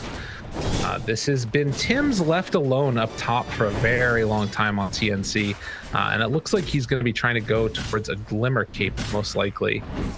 I guess it could change depending upon if he gets like enough gold to get into a hood or something. But Radiant's bottom tower wait is and see. under attack. Yeah, I thought he might try and rush the medallion for like that big walrus punch damage. right. Fighting against it. As smoke up, possibly. I thought Playhard and Yopaj might go for it. They're waiting. Yeah, I thought they might too. They still don't have the Ice Blast, but John Noel's going to get the wave mid right now, so that should give it to them. Unfortunately, the setup is not very good. They need like the close range Ice Blast. They're not going to get any sort of like a long range one really, unless he sends one out though. He's looking for the best. And they will already kill off Armel, but meanwhile the snowball comes in afterwards. Ice Blast not going to connect. The Soulbind doing whatever damage they can. Scam already dead. Yopaj also in trouble. The big old void comes out onto one, as well as the silence afterwards. They will kill off March. KP is still trying to run away, and with all these heroes chasing him down, Tim eventually will fall. A triple kill for the Ember. Okay, we're back. We're all good. First kill in the AM, now triple kill for an Ember. Yopaj, I mean, he's the hero that can't carry. Even the Night Stalker ruler behind, he can utilize just the vision that he gives to do that. Oh, God, he barely gets out of there. They're going to lose one, possibly. Look at this. Their spirit is real low. Thinking about it, Mana Void's available. Juice's Legion. Oh, man, the vision. Gabby, he can't get there. Play hard. He's going to get punched by KP. Okay, no, Gabby's just going to come and steal the kill. That's fine. Armel, careful now. Gotta be careful. They still have that Mana Void. Thinking to turn. KP living for the moment. Jumps onto the back line. Fine Jill. Can't kill him yet.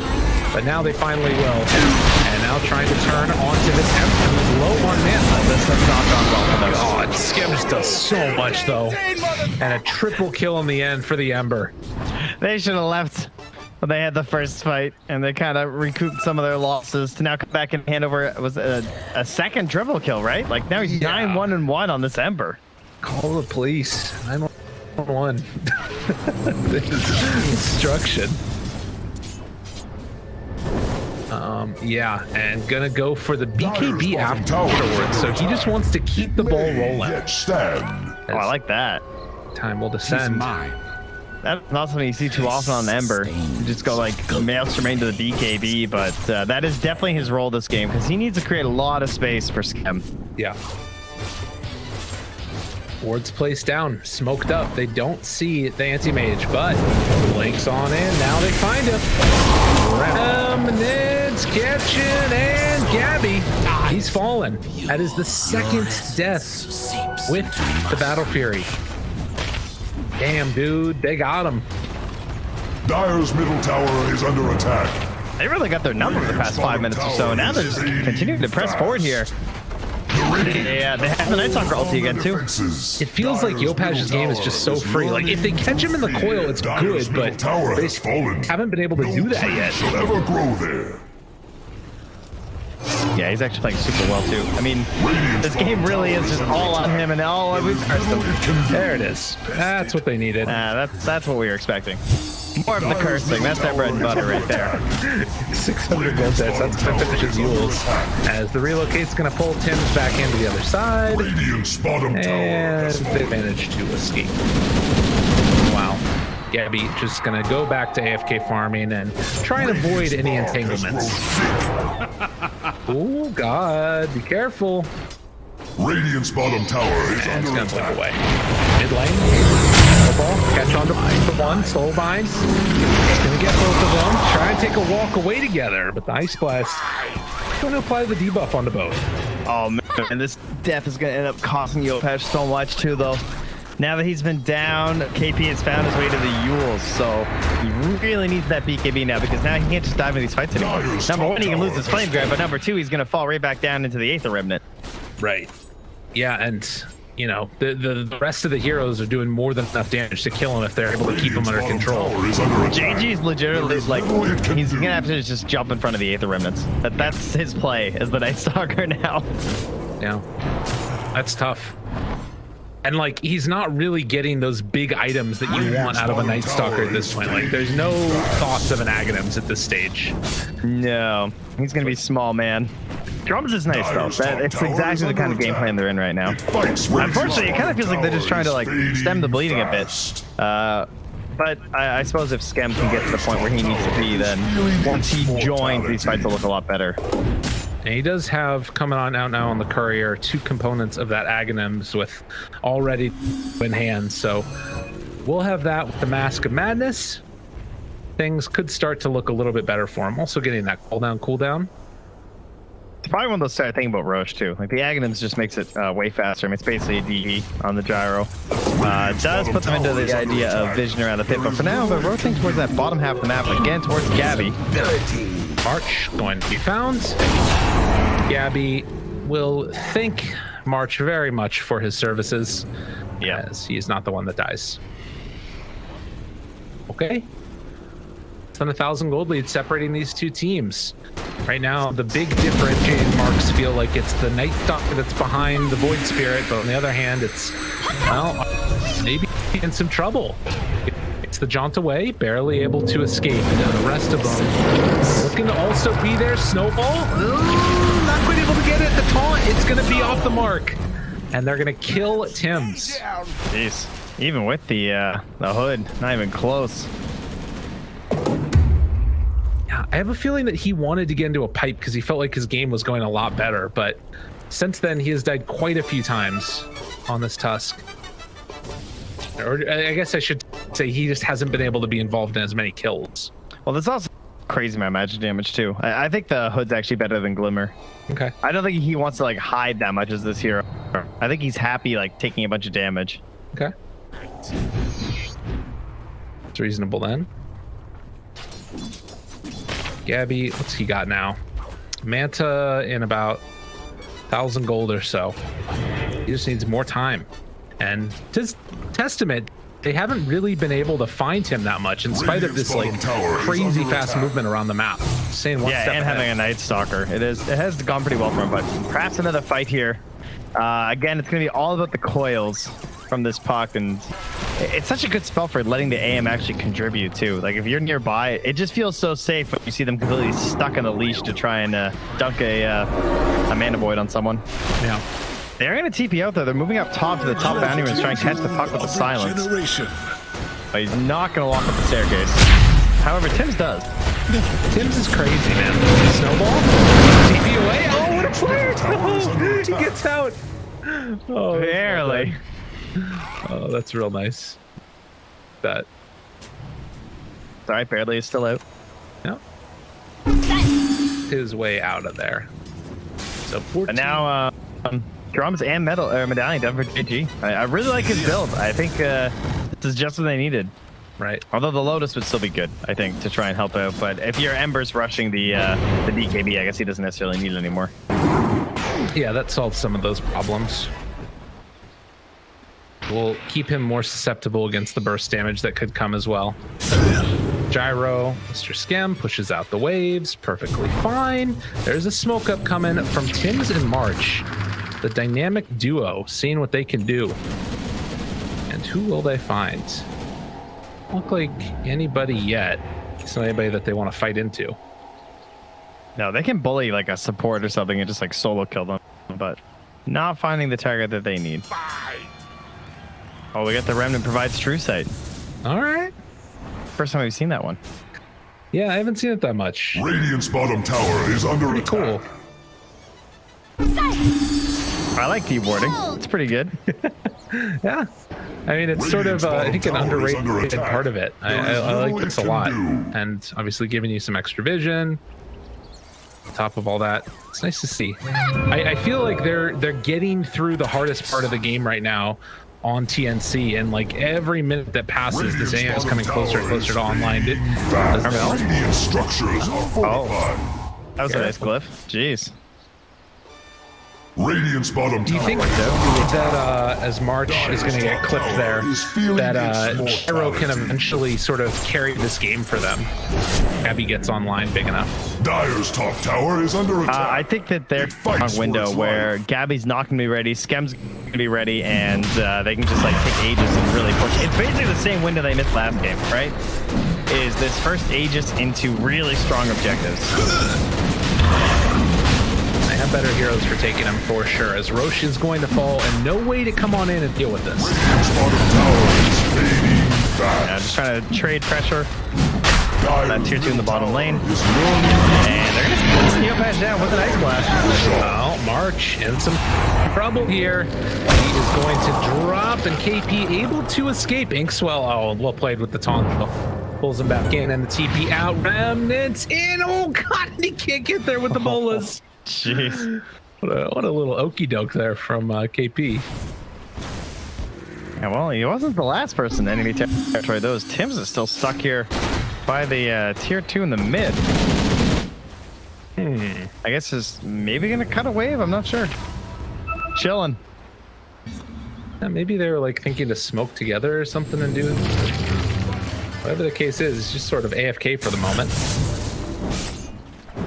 There he goes.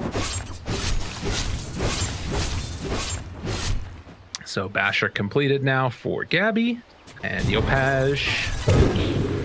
They blink right on top of him. Thought about the Mana Void. Doesn't decide to go for it. Man, starting to slow down a little bit in this game after what was a very hectic first 20 minutes or so. But now it feels like it's just waiting for those timings to come up on online, and of course waiting out the Aegis from Schem. Tim's just TP out of here? I guess he never did, huh? He just stayed there. He stuck around. All right, he got the courier. The longest con game. Is he going to try and kill this neutral camp stuff? This is crazy. They just thought he was going to TP. I think, like, you know, if you think they're going to play on the opposite side of the map, where's the safest place for him to farm right now? Well, it's also just doing this stops them from pushing towers of the Aegis. That's all this does. Yeah. He basically wants them to chase him. And they're not willing to do it right now, but he does sit in the mid. We'll see if Tims decides to come on out and pull the wave. Doesn't look like it. Gonna let it get away. He's still just here. Dude, Tims is the most AFK I've ever seen a Tusk. This dude has like moved 400 units past 4 minutes. As they're gonna hold high ground. My camp's gonna spawn soon. This is great. Dude, La la la. Nice try at the camp while he's at it. He literally the just, wave rather. walked back and forth between right here this entire time. Yeah. But at the same time, what has the path been for Neon? Yeah. They've kind of just done like a little loop through this whole area. It's like everybody takes a break. He's not gonna play Dota for a little bit. And in the meantime, they managed to get some creeps. Oh, he left his safe zone. Tims gonna get caught now, and silence comes out. They're gonna be able to beat down the Tusk, and he's gonna take him on a little walk before he ends up falling. Of course, all the spells out of him. One more Walrus Punch for all he's worth. Just a bit more. Stop though. They're pulling him in. But the BKB reaction, well played there by Yopaj. Trying to turn, doesn't hit with bolas. Meanwhile, they pop Nightstalker ultimate, gonna try and bring down KP. Does have the remnant, catches there onto the Ember. Dissimulate is available, but he's rooted and in trouble, and it looks like they will manage to run him down. As he will also Just in case. Got You're back up there in the AA. The Ink Sweller. Well, what do they gain with this Aegis? Radiant's top They tower got like a is under tower, I attack. think? Maybe it's tier 2 I think they got the bottom towers. Not much. Armel jumps away, not wanting to get caught. He wants one more tower. Dire's middle tower is So under they've got attack. about a minute left, and it looks like they should get that fairly freely. As Yopaj is pinging down bottom, knowing that Gabby's going to be there. Final jump from Tims. Or rather, from JG onto Tims, trying to keep him alive. It's not going to happen. And Now they're high ground. That's what we were missing last game, right? Quickens. Exact play. Getting something done. I'm not necessarily sure they're going to get the full lane. Yeah. As they're sending Yopash back, in fact. And he just gets the remnant. he didn't stop it at all. He just tried to do some damage to the creeps, but it didn't end up working. They did take the tier 3 tower. It did a lot of damage now onto the Void Spirit. The coil flare is going to land on the 3 heroes leashed up. Silence now onto all. Jumps away by KP. But in the meantime, this anti-mage is just hitting buildings. So he does. They have another like 5 seconds left on the Aegis too. So let's be a bit careful in the retreat. Chase. Aegis down. Thinking about chasing, but he doesn't have a coil anymore. Now as they're TPing back in, they break the TPs. Gabi's taking the racks while this is all going on. As long as they get out with the rest of these heroes, things are okay for TNC. Yeah, they got the lane. Well done. Nice TP cancel on the gyro. To save them. All it cost was KP's life. And so they end up with more structural damage on TNC than Neon got. Slightly worrisome. Continuing to farm this out. I mean, they're getting the second lane. This is the problem. As Scam and JG beat away at it, they've got Abyssal on Anti-Mage, but he doesn't want to come back right now. He's just AFK farming. Whoa, beyond Yeah, Scam's mad. Radiant's courier has been slain. I don't blame him. I'd be pretty upset if that happened too. Yeah. Sticking around. No praise. Bottom barracks sense their That's a good point. So they don't get the other melee racks. Gabi just keeps cutting. Now, I do think that there was an enchanted quiver that dropped that Gabi didn't see. That's in this camp right here. So somebody might go over and pick that one up in a moment. It's invisible for the moment, but I think once the camp dies. Radiant's middle tower is under attack. It will fall like a ripe apple. That's unfortunate, but oh well. Januel, does he spot it? Is it over there? Radiant's top Am I tower crazy? is under attack. It's under a creep? Encroach no more. Maybe it's One of the else. camps. Oh wait, no, it's maybe back in the inventory. Oh, he sent it back. Okay. Radiant's top tower is under attack. Oh, Titan Sliver. Hey, man. Wow, what a recovery by JG into the BKB. I mean, I guess KP's just as farm too, but I was pretty concerned about this Night Stalker's game. Considering how far behind and how rough his lane looked. Right. But now he's a problem. They can force any of that control onto him, like the Abyssal or something. That's just going to give more space to Yopash. Right. Oh, they have the axe though. Nice. Okay. All right, Armel can just win the game. Go, Armel. Just win the game, yo. Win the game. Coil everyone. 30 seconds until Roche is capable of respawning. You'll Scepter lift up. Still beating away at the buildings. Armel can go into the back line if they want, but they're just going to get full set of racks. And no response. Woke up from Gabi with March in tow. Who will they find? JG Invis with a rune. Wow, they throw out another slate and no follow-up afterwards. Yeah, TNC just not feeling comfortable moving out. This Neon draft is looking quite strong. Thing is, though, they haven't garnered a humongous lead, really. Missile, jump in, Mana Void killed. Ice Blast afterwards. Now turn on Yopash, finds the stun out of mana. Gabi has arrived, but can he survive? That's the other question as they try and control, back it away, don't break the tether yet. Meanwhile, over to the south side of the fight, they're jumping onto Dims. He's taking a ton of damage and just gonna die.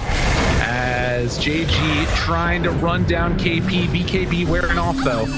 And Armel jumps back in and gets the silence on it. Dude tries to find that Night Stalker base too difficult. And Yule Scepter afterwards, but the silence is there. And that will be 3 down. Let's see if we can get our fight recap there. Oh, you guys got the fight recap? How come I didn't get a fight recap? Swear, good, you guys are getting them better than I am. Like, why don't I get this? Thank you, Observer. It's because of the Canada, you know? I guess so. Yeah, I'm not allowed to have it or something.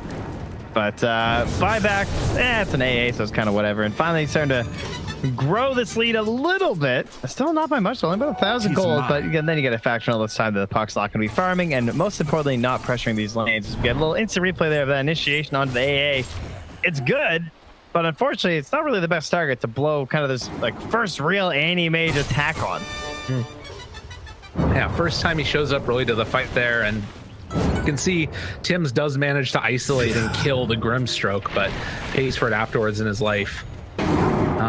It's going to be interesting to watch how this next round of engagements go. Like, the coil obviously is amazing if you can get it onto all these heroes, but Gabby needs to be there while it's happening to do all that damage. And it felt like it was sort of, I don't know, like first Gabby went in and then there was the follow-up afterwards, but it wasn't perfectly timed. And I don't know, that was our stuff. This'll though. Gabby Blows up one, now turns on to JG and decides to jump away. Oh, again, right. BKB used. Roche available. I'm a little concerned here. How have they not garnered a larger lead? Like, are they really just getting worked around the map that hard by these side lanes? Middle tower is under attack. I mean, Because it feels like they've been running everything. Dire structures are fortified. I mean, I think they got the first set of racks, right? On TNC. All right.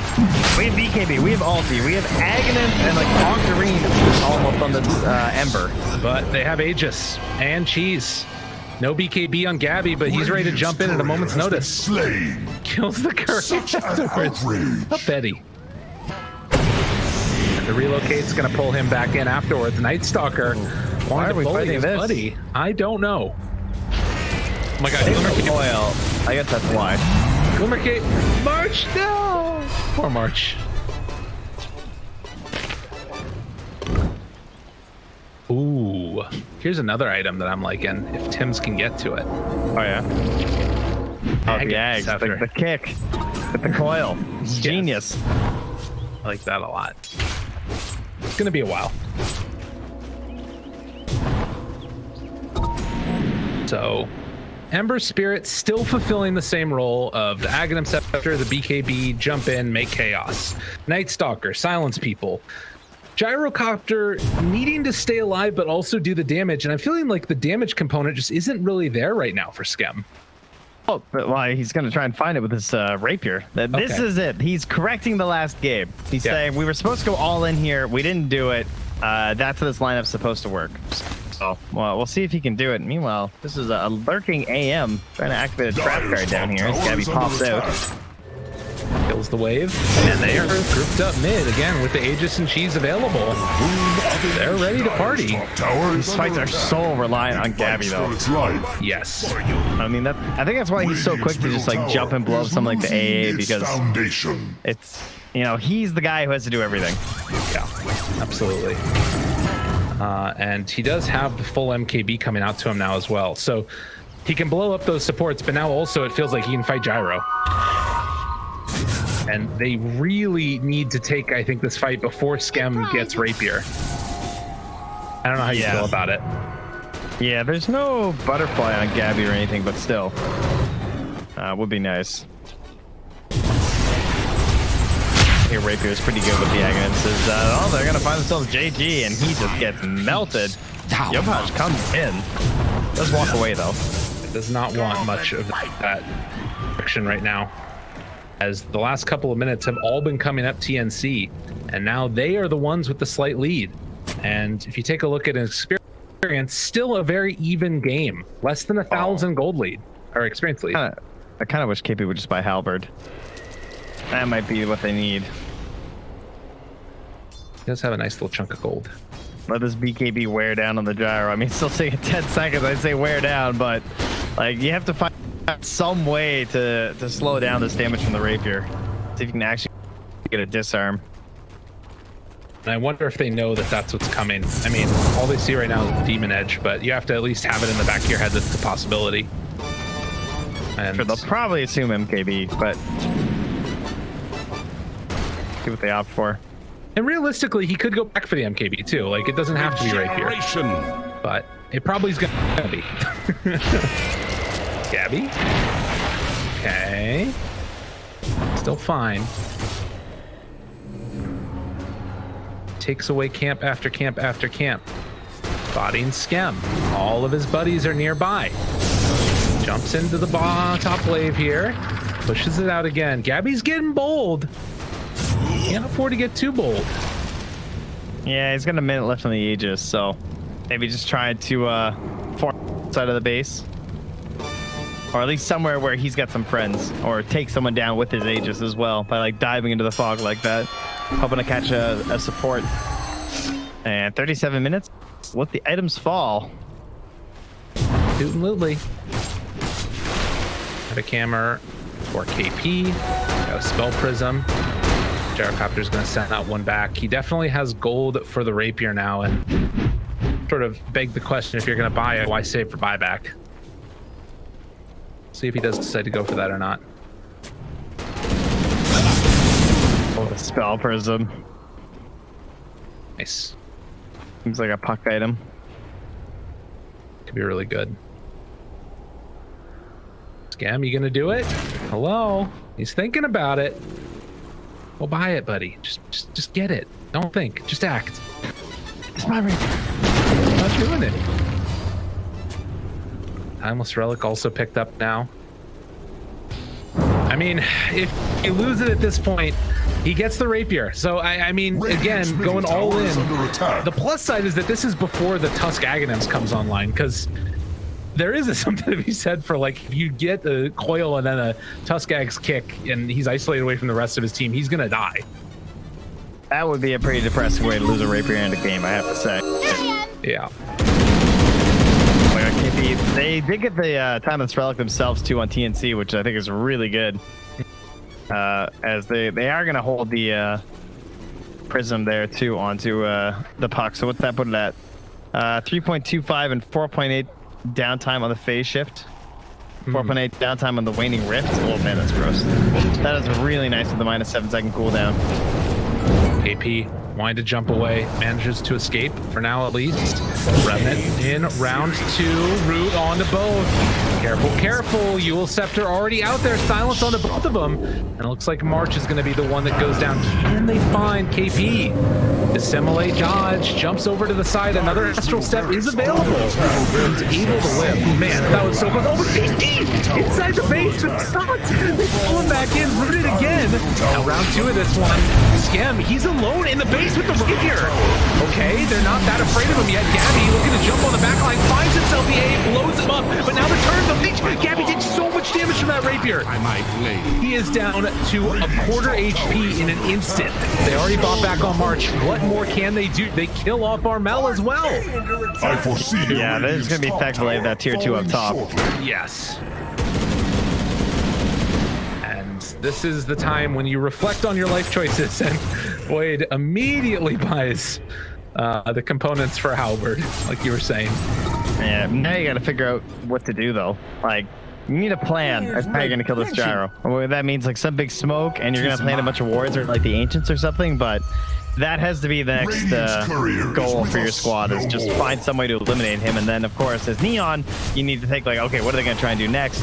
Clearly, they want this Rapier, so you might just see some 5-man Dota from both teams. Now, Gabby completes the Scotty, still has cheese in the backpack. Seems like it would be a good March item, not going to lie. Yeah, but he's on his own all the time. Yeah. Okay. Skem keeping up the Scotty himself, gets that done. 3,600 HP. Yeah, he wants that Egypt real bad. We're gonna have the time for it in just a moment. 20 seconds away. Since there's so much 5-manning around the other side of the map, it leaves a lot of space open for Gabby to go for the split push action. They force out a glyph now, and he will be able to likely secure this tier 2 tower, but back towards mid. Skem, again, very deep into the base. That's enough. 1,000 gold away from being able to finish that Walrus kick, and in the meantime, they lose the tier 3, tier 4 towers. Okay, Walrus punch, jump, a decent start. Meanwhile, the heal comes out as well. They already found and killed Playhard. Abby trying to turn now onto Skem. He has to jump away. Rapier's too much damage. While KP blows up Janelle, they have a blast when they come back up. So 30 seconds away, but they're going to turn on these tier 4 towers. Gabby, no more Abyssal for 18 seconds. The Ancient is exposed. Tim jumps in, wants to get the control. So much damage out there, and the Ancient's just falling. Neon are taking it down. They have the glyph, but everybody buying back all at once to try and kill him. They already have the damage out there. Is it going to be enough? They can't kill him. Triple kill for Skem, still trying to control. Gabby turns, the missile blade's going to land. They got to bring him down. Ultra kill, Rampage,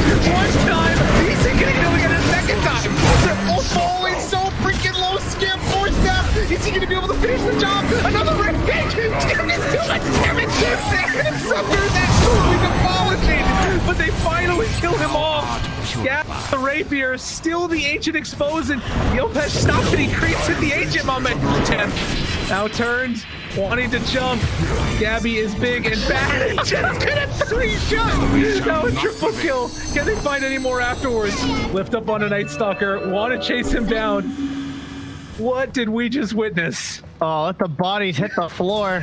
I think that was the plan. Just everything you've got the lemmings over the cliff into the gyro to try and get that damn rapier. But they're not done. They're coming back. Oh god, you better hope you can clean so your heart's getting here. That was 9 buybacks already used, and Scam wants to jump back and salvage this game.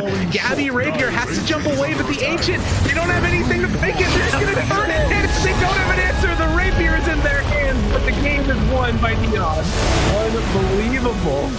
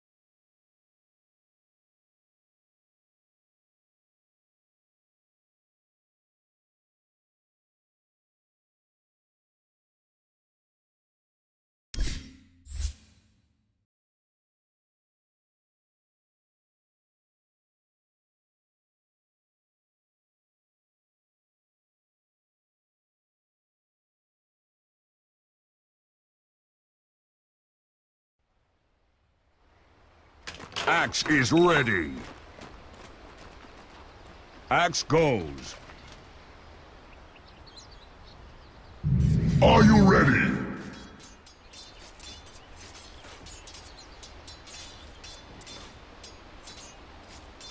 Axe charges.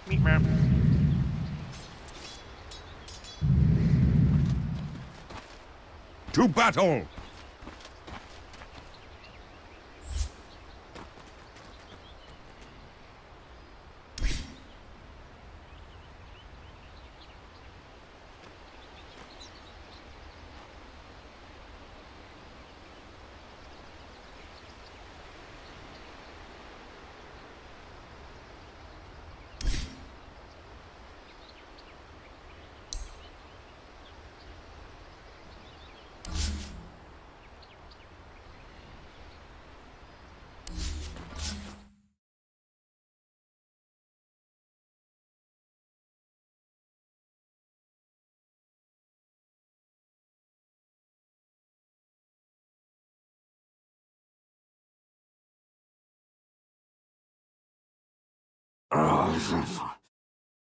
Choose your hero. Earth Spirit. Mirana. Oracle. Lena. Faceless Void. What's it with? Behold the horn of Magnus.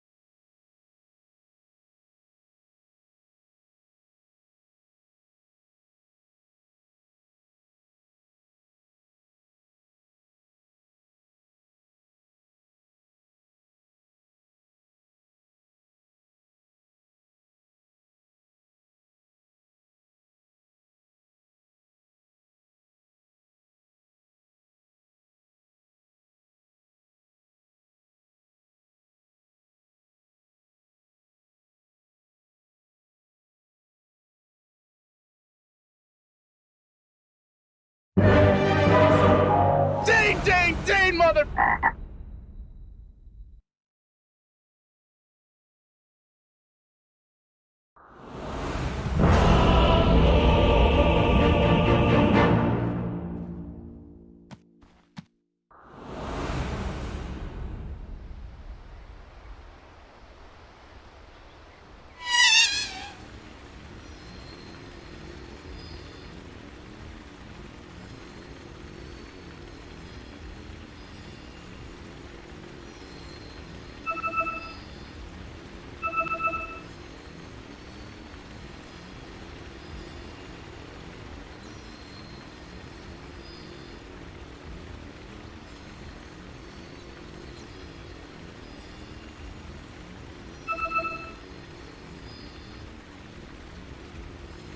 That wasn't too bright. Dane, That mother. wasn't too bright.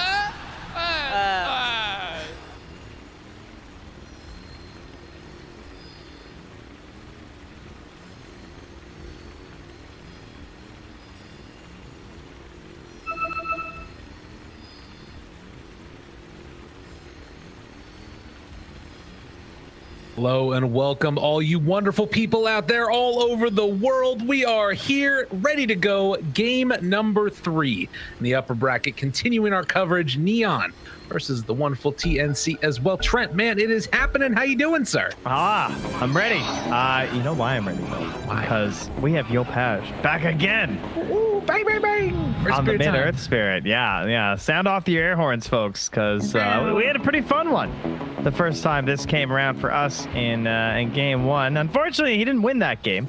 No. But he looked cool losing it. That's absolutely true. And that's the most important thing in Dota, if we're going to be real about it. And life. Yes. Losing life.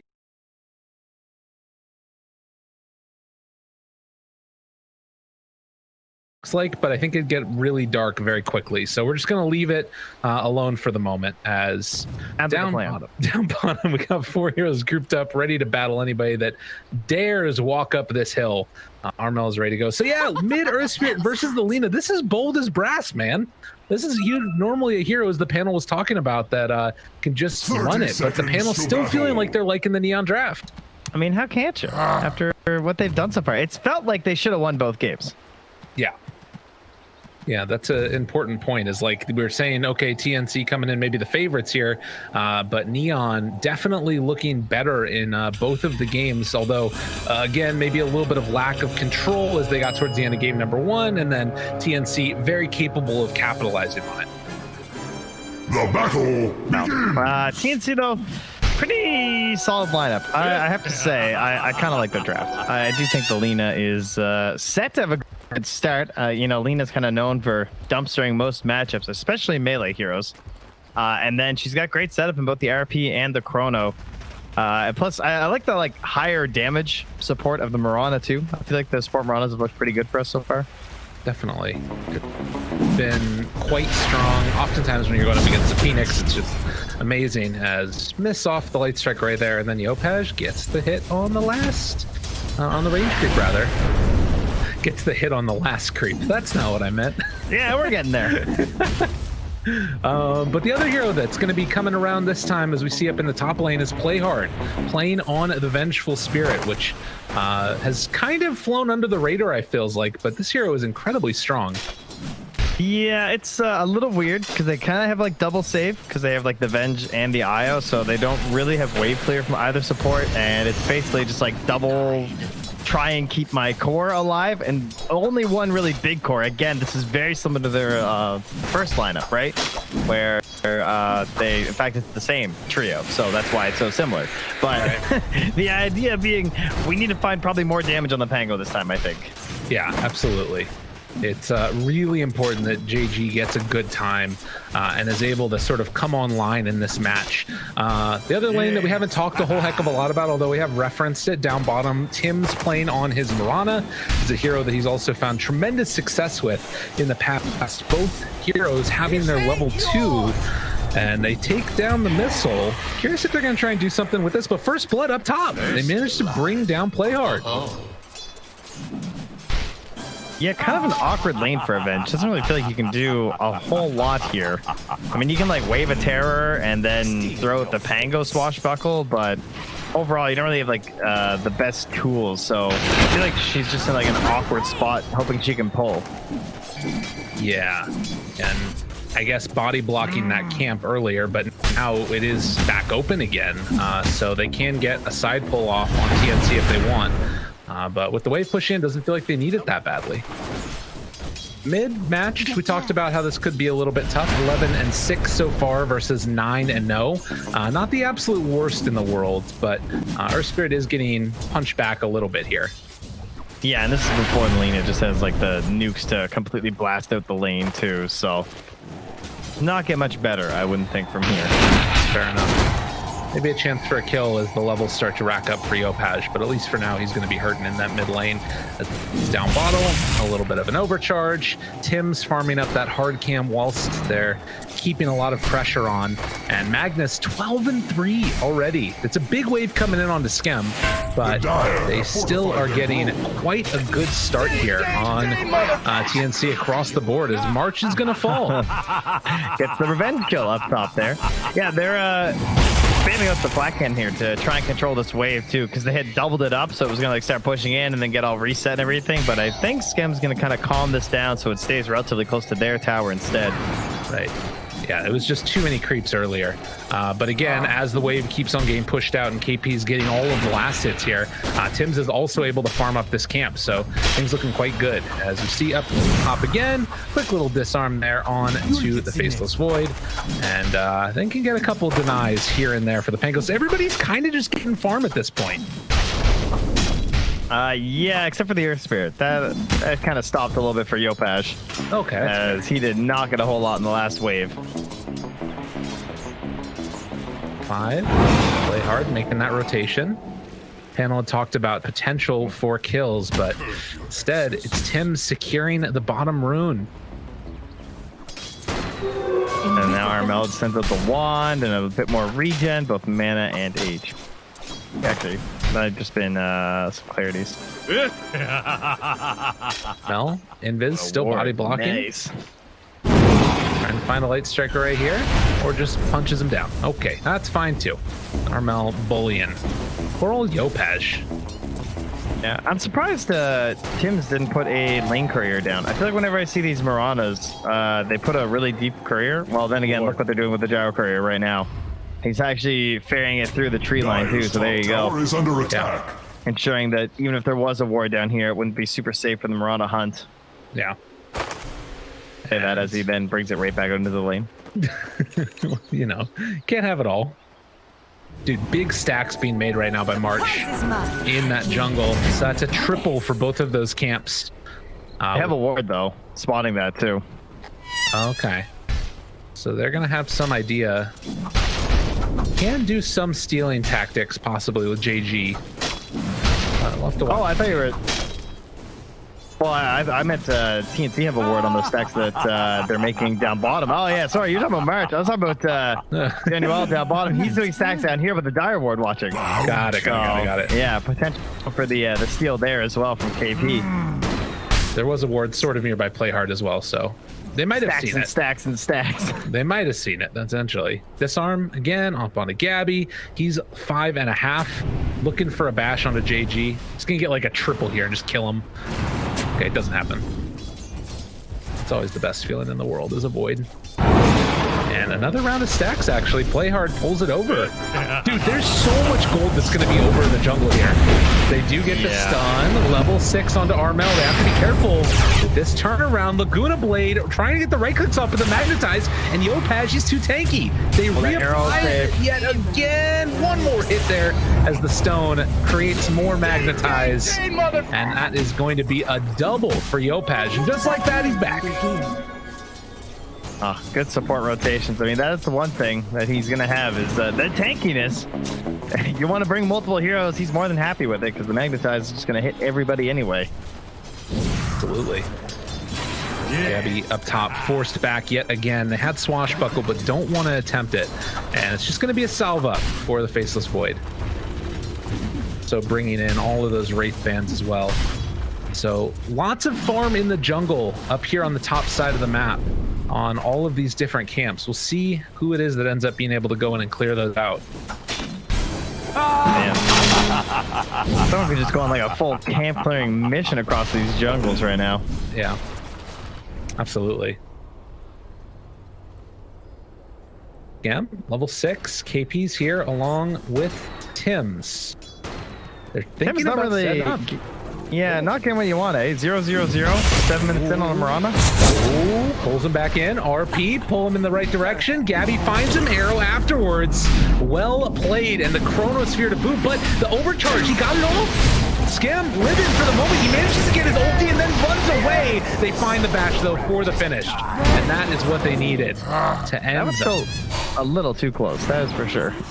Yeah, that was... What if there had been, like, TPs there? I mean, I guess the Pango got so slowed down. He's just getting 6, or else that could have been a really good rotation for JG. Radiant's bottom tower is under attack. There is Big wave pushing in the mid lane. Tims is going to run into Yopaj. Yopaj not wanting to fight. No points in silence to stop the leap away as pressure coming in. Trying to find an opening here. Splits the uprights, manages to hit onto Armel. Just TPs away, but JG comes back in. That was never going to work. And he's just dead now. I mean, I guess he was getting wrapped on anyway, but yeah, pretty bold attempt. Well, Yopaj has another roll in 4, but not going to attempt to go. You kind of wonder at what point they're going to be taking these stacks in the jungle. If Lina just decides to go there next, or if they're saving those for like empowered Faceless Void. But whatever the case is, bottom tier 1 tower is taken by TNC. Yeah, and those other stacks will not be waiting for anyone because Gyro's already on it. Yeah, I believe.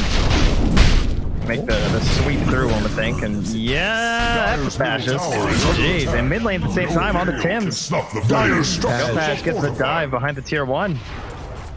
Easy peasy, man. So quickly.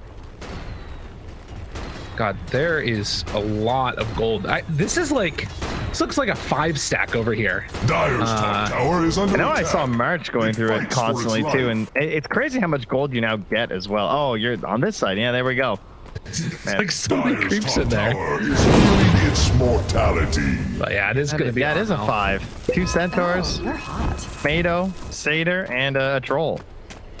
Mel. Oh, and more satyrs. 6 stack. Is under attack. Jeez. It fights Oh no, it's for not. its No, it's life. 5 stack. We're good.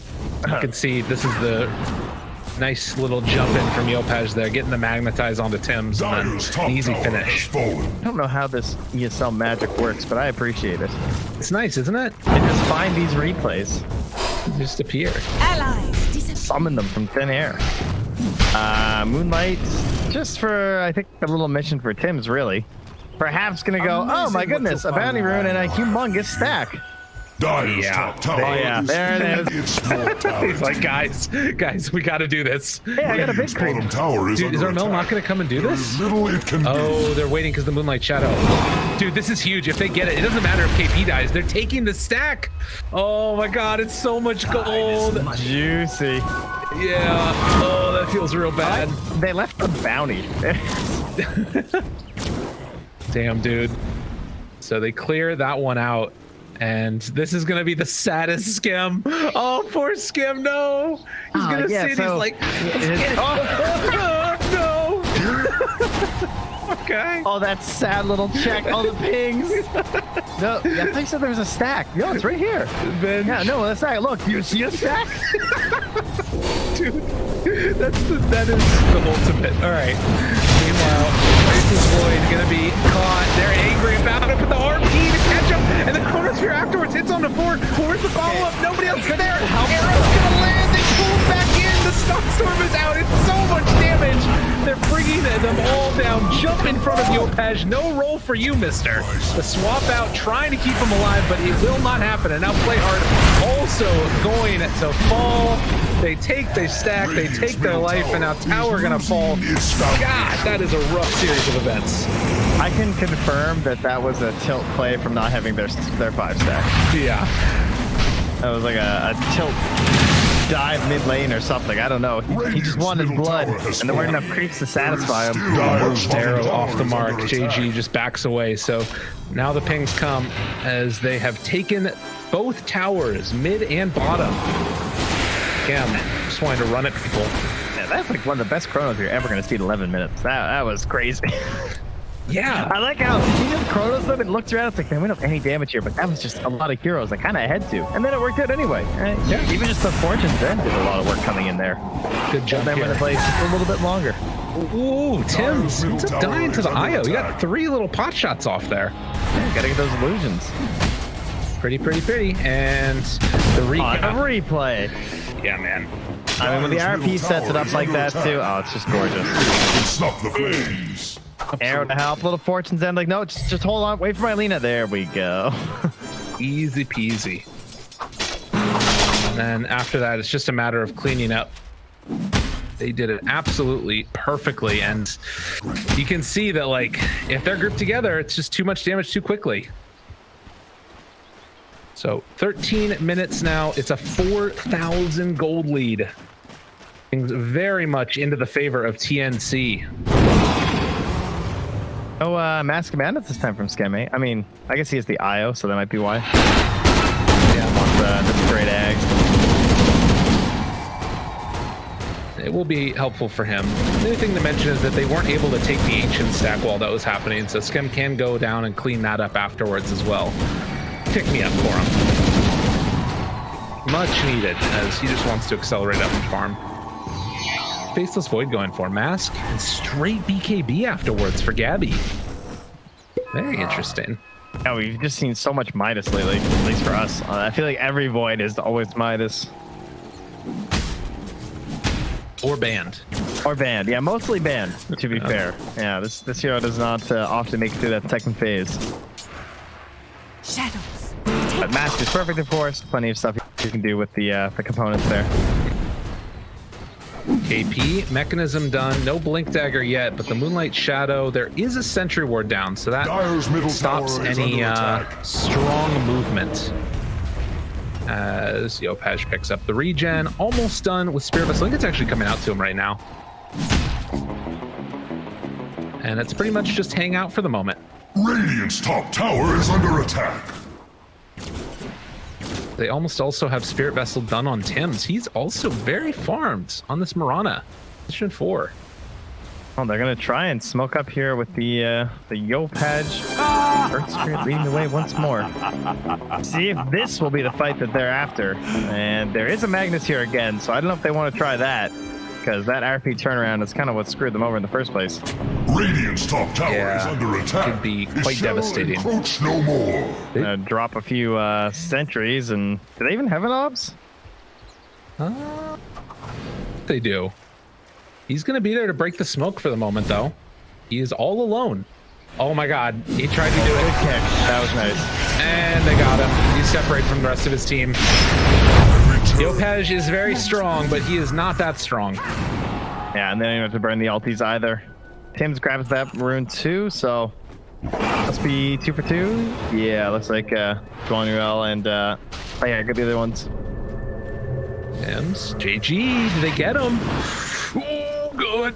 Oh man. That was terrifying. Okay. So a takeover of the Radiant jungle now. While simultaneously Skem trying to farm out the top side, gets his Aghanim Scepter delivered. Yeah, and he's pretty far in towards that BKB too. So yeah, there's RP and there's Chrono, but the BKB just gives you like such ability to just stick on people with all your rocket barrage and your bonus damage from the Aghanims anyway. Of course, you're at least putting something out if you are going to get chain stunned over too. Hopefully you're going to be able to survive all the damage from the Lina as well. It fights for its life. Super necessary in these instances. And like with how close things have been, this KP is just feeling good about himself there, wanting to get ready for RPs. I'm just a little surprised that like they're willing to play so passively. I guess that with like the Void and Mag and the Empower going late game, they're feeling confident that if they could last through that like initial burst, things are going to go well. Wait for the BKBs and Blink Daggers to be done. I think late is fine for them. I think it's going to be kind of similar to game 1. Although, big difference is JG's item build. I think he's done a much better job this time of going for the Fuels and then the Blink Dagger. That'll probably be the thing that really lets them get a bit more aggressive. But they've also adjusted a bit more on TNC too, because I think Tim's with the Spirit Vessel is going to try and target down Yopaj. Yeah, and that will be mega important. Also on the IO, like obviously being able to reduce that down is great. It's called Genial, who is going for a mechanism himself. Roll on in, doesn't manage to catch onto Tim's there, and still the dodge. No attempts to go in all the way for the big punish, but this is the play then. Gabby decides to head on into the pit, immediately going to be scanned, and it's dangerous running into the pit against Topango. Yeah, Lina's not here either. Armel's just pushing out the bottom lane with that newly picked up Shadow Blade, and Pango's coming. Oh my god, he didn't hit him though. And the roll in hits on to Gabby now. Back and forth, they're gonna bounce. Fate's Edict keeping it, the Faceless Void perfectly fine. He's bashed by Roach, and now Gabby, they jump in and they kill him. That's not the initiation they wanted. No, really is not. And now Armel chasing with a potential Yules here. Can't get the grab. They're gonna go back in and finish it. That DD just putting in the work for the Faceless Void, and they're gonna get Roche. Oh, bad luck. He took 479 from Roche? Yeah, he got bashed twice, I think. And now the Laguna Blade, kill off, play hard, gonna pull back the illusion. Dude, it is falling apart. Roll in, try to do it. Roche is still not dead. They got him caught. Peas Roche catches Yopaj, blinks on in, finds the kill. It's a lot with the magnetize, but in the end, it is not enough. I like how you put it. RP's Roche catches Yopaj, you know. That's the real target. Anyway, he wasn't after that Earth Spirit or anything. Just wanted to RP Roche a little bit, show him some lessons. See, like, these are the spells you're missing out on, Roche. I'm not leaving your damn pit. I foresee the Radiant's top tower falling shortly. Well, it is fallen off the rails for poor old Neon. On their defenses. I would say the early game of TNC is looking far better this game compared to the previous matches. Yes. Feels like they've remedied some of the problems from before. Dodges from the arrow. And a shockwave. Radiant's top tower They decide to back out. Gabby takes the tier 1 tower top. Still controlling the map. Tnc Radiant's top tower will have that blink dagger, another 1,000 gold for KP. Have the spirit vessel done already. Going to be an MKV choice for Gabby. Not so much done for Lena too. Scam at the very least is getting closer to the BKB. And she just got that Shadow Blade too. Armel is so far. Yeah. Dire's middle tower is learning. Oh, wait, Shadow Blade initiation. But they show Gabby and time dilation just gonna chrono him. Although off to the side, relocate. Oh, the almost. Oh my god, that was close. They couldn't find him. Armel was right there. Do they try? Oh, but look, they're bringing in Yopaj. Are they gonna come back? Let's just do it. They just get him out. All right, they got the chrono taken care of. Well done. Yeah. Probably not sticking around either, it seems, but that is RP back in about 15 seconds. So it is not exactly a free ticket of aggression here for Neon, although they might be treating it as such because they're coming in. KP, the one that they run into first. He's got the mechanism already done. Gonna try and skewer away, but they got him caught. They got him killed. Nothing afterwards, but that is a good one. Taking him down before that blink dagger. No free things here. Honor. Did he not just see where he died? I must have this illusion, Rune. Take that. As poor couriers suffer the consequences. Now, once the mag is back up, they're still going to have another 2 minutes roughly of Aegis available as Schem, the BKB, and Aghanim's is beaten into that tower. They back up. Darmel shadow-bladed forward. And trying to find it. JG thinking about running in. They're just going to let him go, and the missile does end up landing. Jump forward, finding the Venge, play hard. Will end up dying. Yeah, Neon, though, they take a tower against Aegis. Thanks to that kill onto KP, so... I get something here. Armel coming through. They have a sentry. Got him caught. In trouble. Armel just dead. Yeah, the greed is real. BKB. Dude, I mean, this is now Neon that are playing better in the late game than TNC were. It's like the roles have been reversed. TNC are beat. Yeah, it's got to be a little bit more patient, seems, for Armel. You're not that invincible quite yet. I mean, there's also just like only so many heroes you can actually take down right now. Is this Lena? True. A lot of tanky boys. But Pango would have been one of them. I think she can pretty much handle him. He's only at 1280 right now because he did not go for the previous tanky build. Right. Let's have that blink dagger up soon. Well, but it does match with the one that KP just got. Right. Yes. So there are 2 blinks done. Mechanism still there for KP.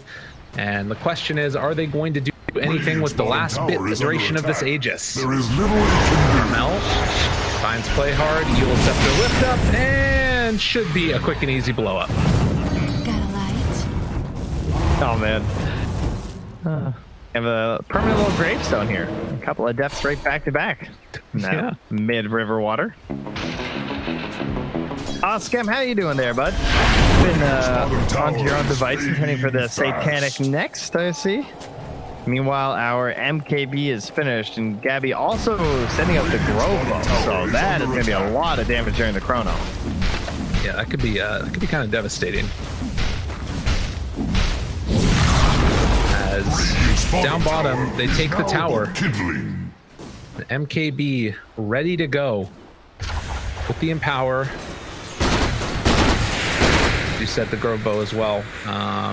But they need to find that opening, and also like sort of weird where they don't really want to push the tempo too much, but they need to make sure they don't give up Roche, I guess. Two sort of competing factors here. Yeah, I think TNC are just going to be the ones that care about the Roche and the vision, and just they know that they can win this fight. Like any half decent Chrono or RP, and it's going to look very difficult for Neon. Right. And expect RML to just be hunting the hell out of that IO too. I think that's the whole point of the Shadow Blade, is trying to lurk in the back and try and catch these two saving heroes, right? Yeah, definitely. Just a very good game for it. And well, we're all going to be Shadow Bladed today. They moonlight a little bit there, but back they go. It's so interesting seeing the difference in gameplay between this game and the first two before that. Like getting a spot in the upper bracket finals, you can see that both teams just like playing very safely, not wanting to risk that much. Yeah, it's your classic game 3. Yeah. The only thing worse is the game 5s. Those drag, baby. They can definitely. Definitely a sort of different feel to this one, as 4 heroes are going to smoke up KP, the only one not doing it. It's good. It's tactics. No tactics. Feel really chess. No bad moves. Okay, well, bad moves still happen, but they're a lot less common. And like this hyper focused. Yeah, play hard. Like immediately, he just knows. Okay, I'm gonna die. Let it happen. That's my role. Spot. Yeah, man. I think you should stay away from here. Wait a minute, though. Are they really trying to go? But the relocate pulls him back out. Now, JG in the midst of all of them with the roll, got to run away. And it looks like they're going to trade off runes. And over to the side, lift on up on poor old Mr. Januel, and then kill him off afterwards. Yeah, I think that's fine as long as you only burn one of the two between like the Chrono or the RP. You're really hoping that you can get the catch on the support, but can't guarantee his Yopaj will be found out here. Good thought here from RML to stalk him down like this. Yeah, very well played. Does have a Yules, but can't get it. Trying to run out of there. Yopaj, oh, the timing. Tim's knew it. Tim's always gets him. Arrow lands and Yopaj falls. Man, nice arrow. I thought he was just gonna like roll TP. But Tim's went for the running away angle, and he was correct. And they found play hard yet again. Gabby in the jungle. They're getting closer and closer to his base. Tower is under attack. Eventually, he's just going to stand high ground. Eventually, it's going to be in Fountain, and they're still going to find him. Arrow on the high ground. They're able to get him, and Laguna Blade afterwards. Dude, TNC have turned it up. That's why you just shouldn't put your heroes on a pedestal, guys. Yeah, too true. Scam. Oh my God, are you kidding me? How? They got the X-ray vision happening right now. Oh, what? Oh, he even tried to do the Chrono. Dude, wow, what a save. Middle tower is Really under surprised. attack. That was excellent timing. Fall like That a rocket was. apple. Damn. Very impressive play, Januel. Much needed. I'd be so mad too, because I'd be like, oh, I'm so big brain, I'm gonna Chrono like far away from him. I'm not even gonna Chrono this gyrocopter so we kill him, and I still get him. Yeah. It's too good. All right. Well done, Mr. John. Oh, there it is, though. The BKB finally picked her from Arlena. That is what she needed to sort of become invincible. Scan, going to land, onto KP. Now it no longer is there. Yopaj looking for an opening, does not find it. Jeez. Scary BKB game, because like your gyro's gone BKB and Satanic with the Aghanim, so the damage output is relatively low considering it's going to be a 30-minute gyro. And aside from that, you have nothing through this BKB. I do have a feeling I know what the next item is going to be from Skem after that, though. I just can't put my finger on it. Radiant's turret I have a has been feeling we slain. kind of all got an inkling of what he's I'm looking thinking for about. some divine inspiration as to what it could possibly be. That's a fair point, my man. Arrow off the mark there on the play hard, not quite able to catch him. Mel picks up the regen. Still holding the high ground to the side. Roche just now respawns. That was just about an instant one. Yeah, their dire courier just spotted it too. And Radiant Courier spots the Dire Courier. Now everybody knows what's happening. Well, that was not very nice. Can they get there in time? Armel, he's a little ways away. Roche, only about a third down. This is scary from Neon. They got to be real careful here. TNC just want to delay. I mean, sure, they'll take the RP if they can get it, but it's still like 35 seconds till chrono or so. Yeah. We'll be able to get that delay work.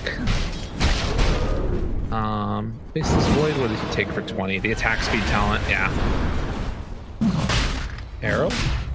Off the mark, but it spots Skem hitting away at it. I mean, you build this way on Gyrocopter to make sure you don't die, so it feels like it'd be really nice if you could just sit in the pit and then like not have to worry. And maybe with the Paladin Sword he can. That's actually a big pickup. Yeah, that's very good with Io. Not as broken as it was before, but still good. Long wraparound. Skem completely alone here in the mid, but they got to be so wary about the IO. So it looks like they don't want to fight there. The wraparound coming because they have this ward over on the other side. Looking for the jump. JG going in. It's on to KP, who's swapped and pulled in a position. Yopash don't have a stun. Jump in. Chrono only hits on to Yopash. Got lean in. They got lean in as well. What? How can that be good? BKB comes out afterwards trying to bring it down the Gyrocopter, but look at that freaking Paladin Sword. March is going to have to save himself. Armel is going to fall. Yopash gets the kill, 2 dead with no buybacks. At the very least, if Gabby's not careful, he's going to go down too. Roll in, finds the catch, but the arrow in the jump away. Say okay, but no. Gabby too will fall, and Aegis is theirs. Oh man, what a terrible mistake. Bad chrono and just kind of awkward positioning to make that attempt with KP. That was super dangerous. Like leaving him in the pit like that. Yeah. You gotta set up your Magnus for failure. It's true. And like, I don't know, maybe they felt like because they saw Gyro mid, they weren't gonna be able to get there in time or something, but whatever the case was, like we can see in this replay, he just got found and there's nothing he can do. Like they could not get there quickly enough. And obviously catching the Lina, but not catching the Gyro, that one is gonna hurt. And they're easy as pie for Neon, who now have the Aegis, have the cheese, and are getting ready to assault high ground. We are back into the game. A repair kit, though. Top tower is under attack. That item is still silly. Yeah, it's just not worth it. Back they go. So that'll save their tier 3, at least from any sort of a commitment here from Neon, and they'll just have to top tower has fallen. go at it again with these chronos and RPs. But as we all know, the big counter to chrono is buyback and Aegis. True. Absolutely. He's got both. Okay, well now he doesn't. He bought it. He had both. Big skewer plays possibly for KP. Does it. And find the skewer, and this is big if they can get it without the Aegis. Okay, now the jumping coming from Yopash. What else do they have left in the tank? They're going to skewer and pull back one more. Armel trying to back away. The RP takes down the Gyro. Nice Aegis, man. Yopash is also in trouble. How does the game keep on tilting like this back and forth again? They didn't even chrono. Like, what? Daniel is going to be pulled down and killed afterwards. 4 dead, and nobody from TNC dies. How does that happen? I don't know. Like, they just did no damage. Did nothing. But they just didn't really respect them. I mean, it's a problem compared to like game 1 and game 2, where they're trying to ride the finding it that they found in game 2, but not fall prey to what happened in game 1. So they're pushing themselves maybe a bit more aggressive and feels comfortable. But that was a bit of a step too far. Yes, very much so. Wasn't able to get Satanic off. Or maybe it was, the BKB got off. I don't know though. But they're going to take down Melee Rex. They literally just had Aegis and Cheese on Neon and give it all away here, as they're going to head back towards the mid afterwards, take that one down as well. They're already controlling the outposts. Devastation for Neon as TNC take full advantage. Oh man, it's a 13k lead all of a sudden. Yeah. You know, Dota Plus never lost faith. That's right. It's been in TNC's favor since like 10 minutes. They've been on it. I guess that is the thing, is that in spite of the Aegis and Cheese, like, maybe they needed to wait for the Rapier to like actually go up there. But he's going for the Basher anyways, so going for the slightly safer build on Schem. Yeah. The other thing was he had to finish, but they also didn't wait for it too, so he went high ground with this like empty gold of a whole item. Yeah. Yeah. That's But true. not that it really helps that much, to be fair. At least not in that situation. No. So, big plays by TNC to get that skewer pullback, and then afterwards secure the kill without getting the chrono used. It's so huge, man. Like, getting the Aegis without dropping the chrono or the RP is like the only way you win that team fight. How I don't know how they're doing it with double save supports either. I think that's probably some sort of a team communication failure. Yep. You accept her afterwards, and they just dodge my LSA. I'll show you. Get him, Gabby. Get him. Yeah. Mom. Come clean up your messes. I like that. All right, 35 minutes coming up. Looks like it's a bounty rune trade-off, most likely 2 apiece, as Neon need to dodge away for the moment. At all possible. They need more gold. They need more heroes. They need more everything. What are they even working towards? Is it? It must be Rapier. Yeah. Kind of feels like they need it at this point. Oh man, it's so hard, but again, it does feel kind of necessary. Yes. But he'll need both saves in order to actually survive these fights with the Rapier. Yeah, the problem is he's dealing with the double big BKB piercing AoE of Chrono and RP, and then there's also just this like wild arrow that could just hit 1-year saving supports and an invisible Mirana. Huh, exactly. Sorry, invisible Alina too. Well, and Mirana, I guess. Oh, both of them. Yeah. Yeah. Maybe the whole team will be invisible. Wouldn't that be something? Might just see it. Just crazy enough to work. Daedalus is going to deal a tremendous amount of damage. Has a fiery soul per stack increase as well. And a smoke out now from Neon. See who they can find. And it looks like he's actually going to commit to finishing the Abyssal Blade on the Gyrocopter. So Abyssal Blade done. They do have now on Gabby. The arrow goes out, but the RP afterwards isn't going to be good enough. Yopaj is the only one that's getting jumped on. Oh, there's that Evan's Helper. Controlling him, looking for more. KP on the other side. They roll back in yet again. They bring down March. Schem able to find and kill that Oracle. So both saving supports are already dead. And Laguna Blade down there to the south. What more can they find? Schem trying to chase and get the kill here. Gabby on top of him, the Bachelor over the cheese, he gets him off, able to live, jumping away as KP trying to survive through this one, as Schem turning on to Tim's, wanting a kill, but it will not happen.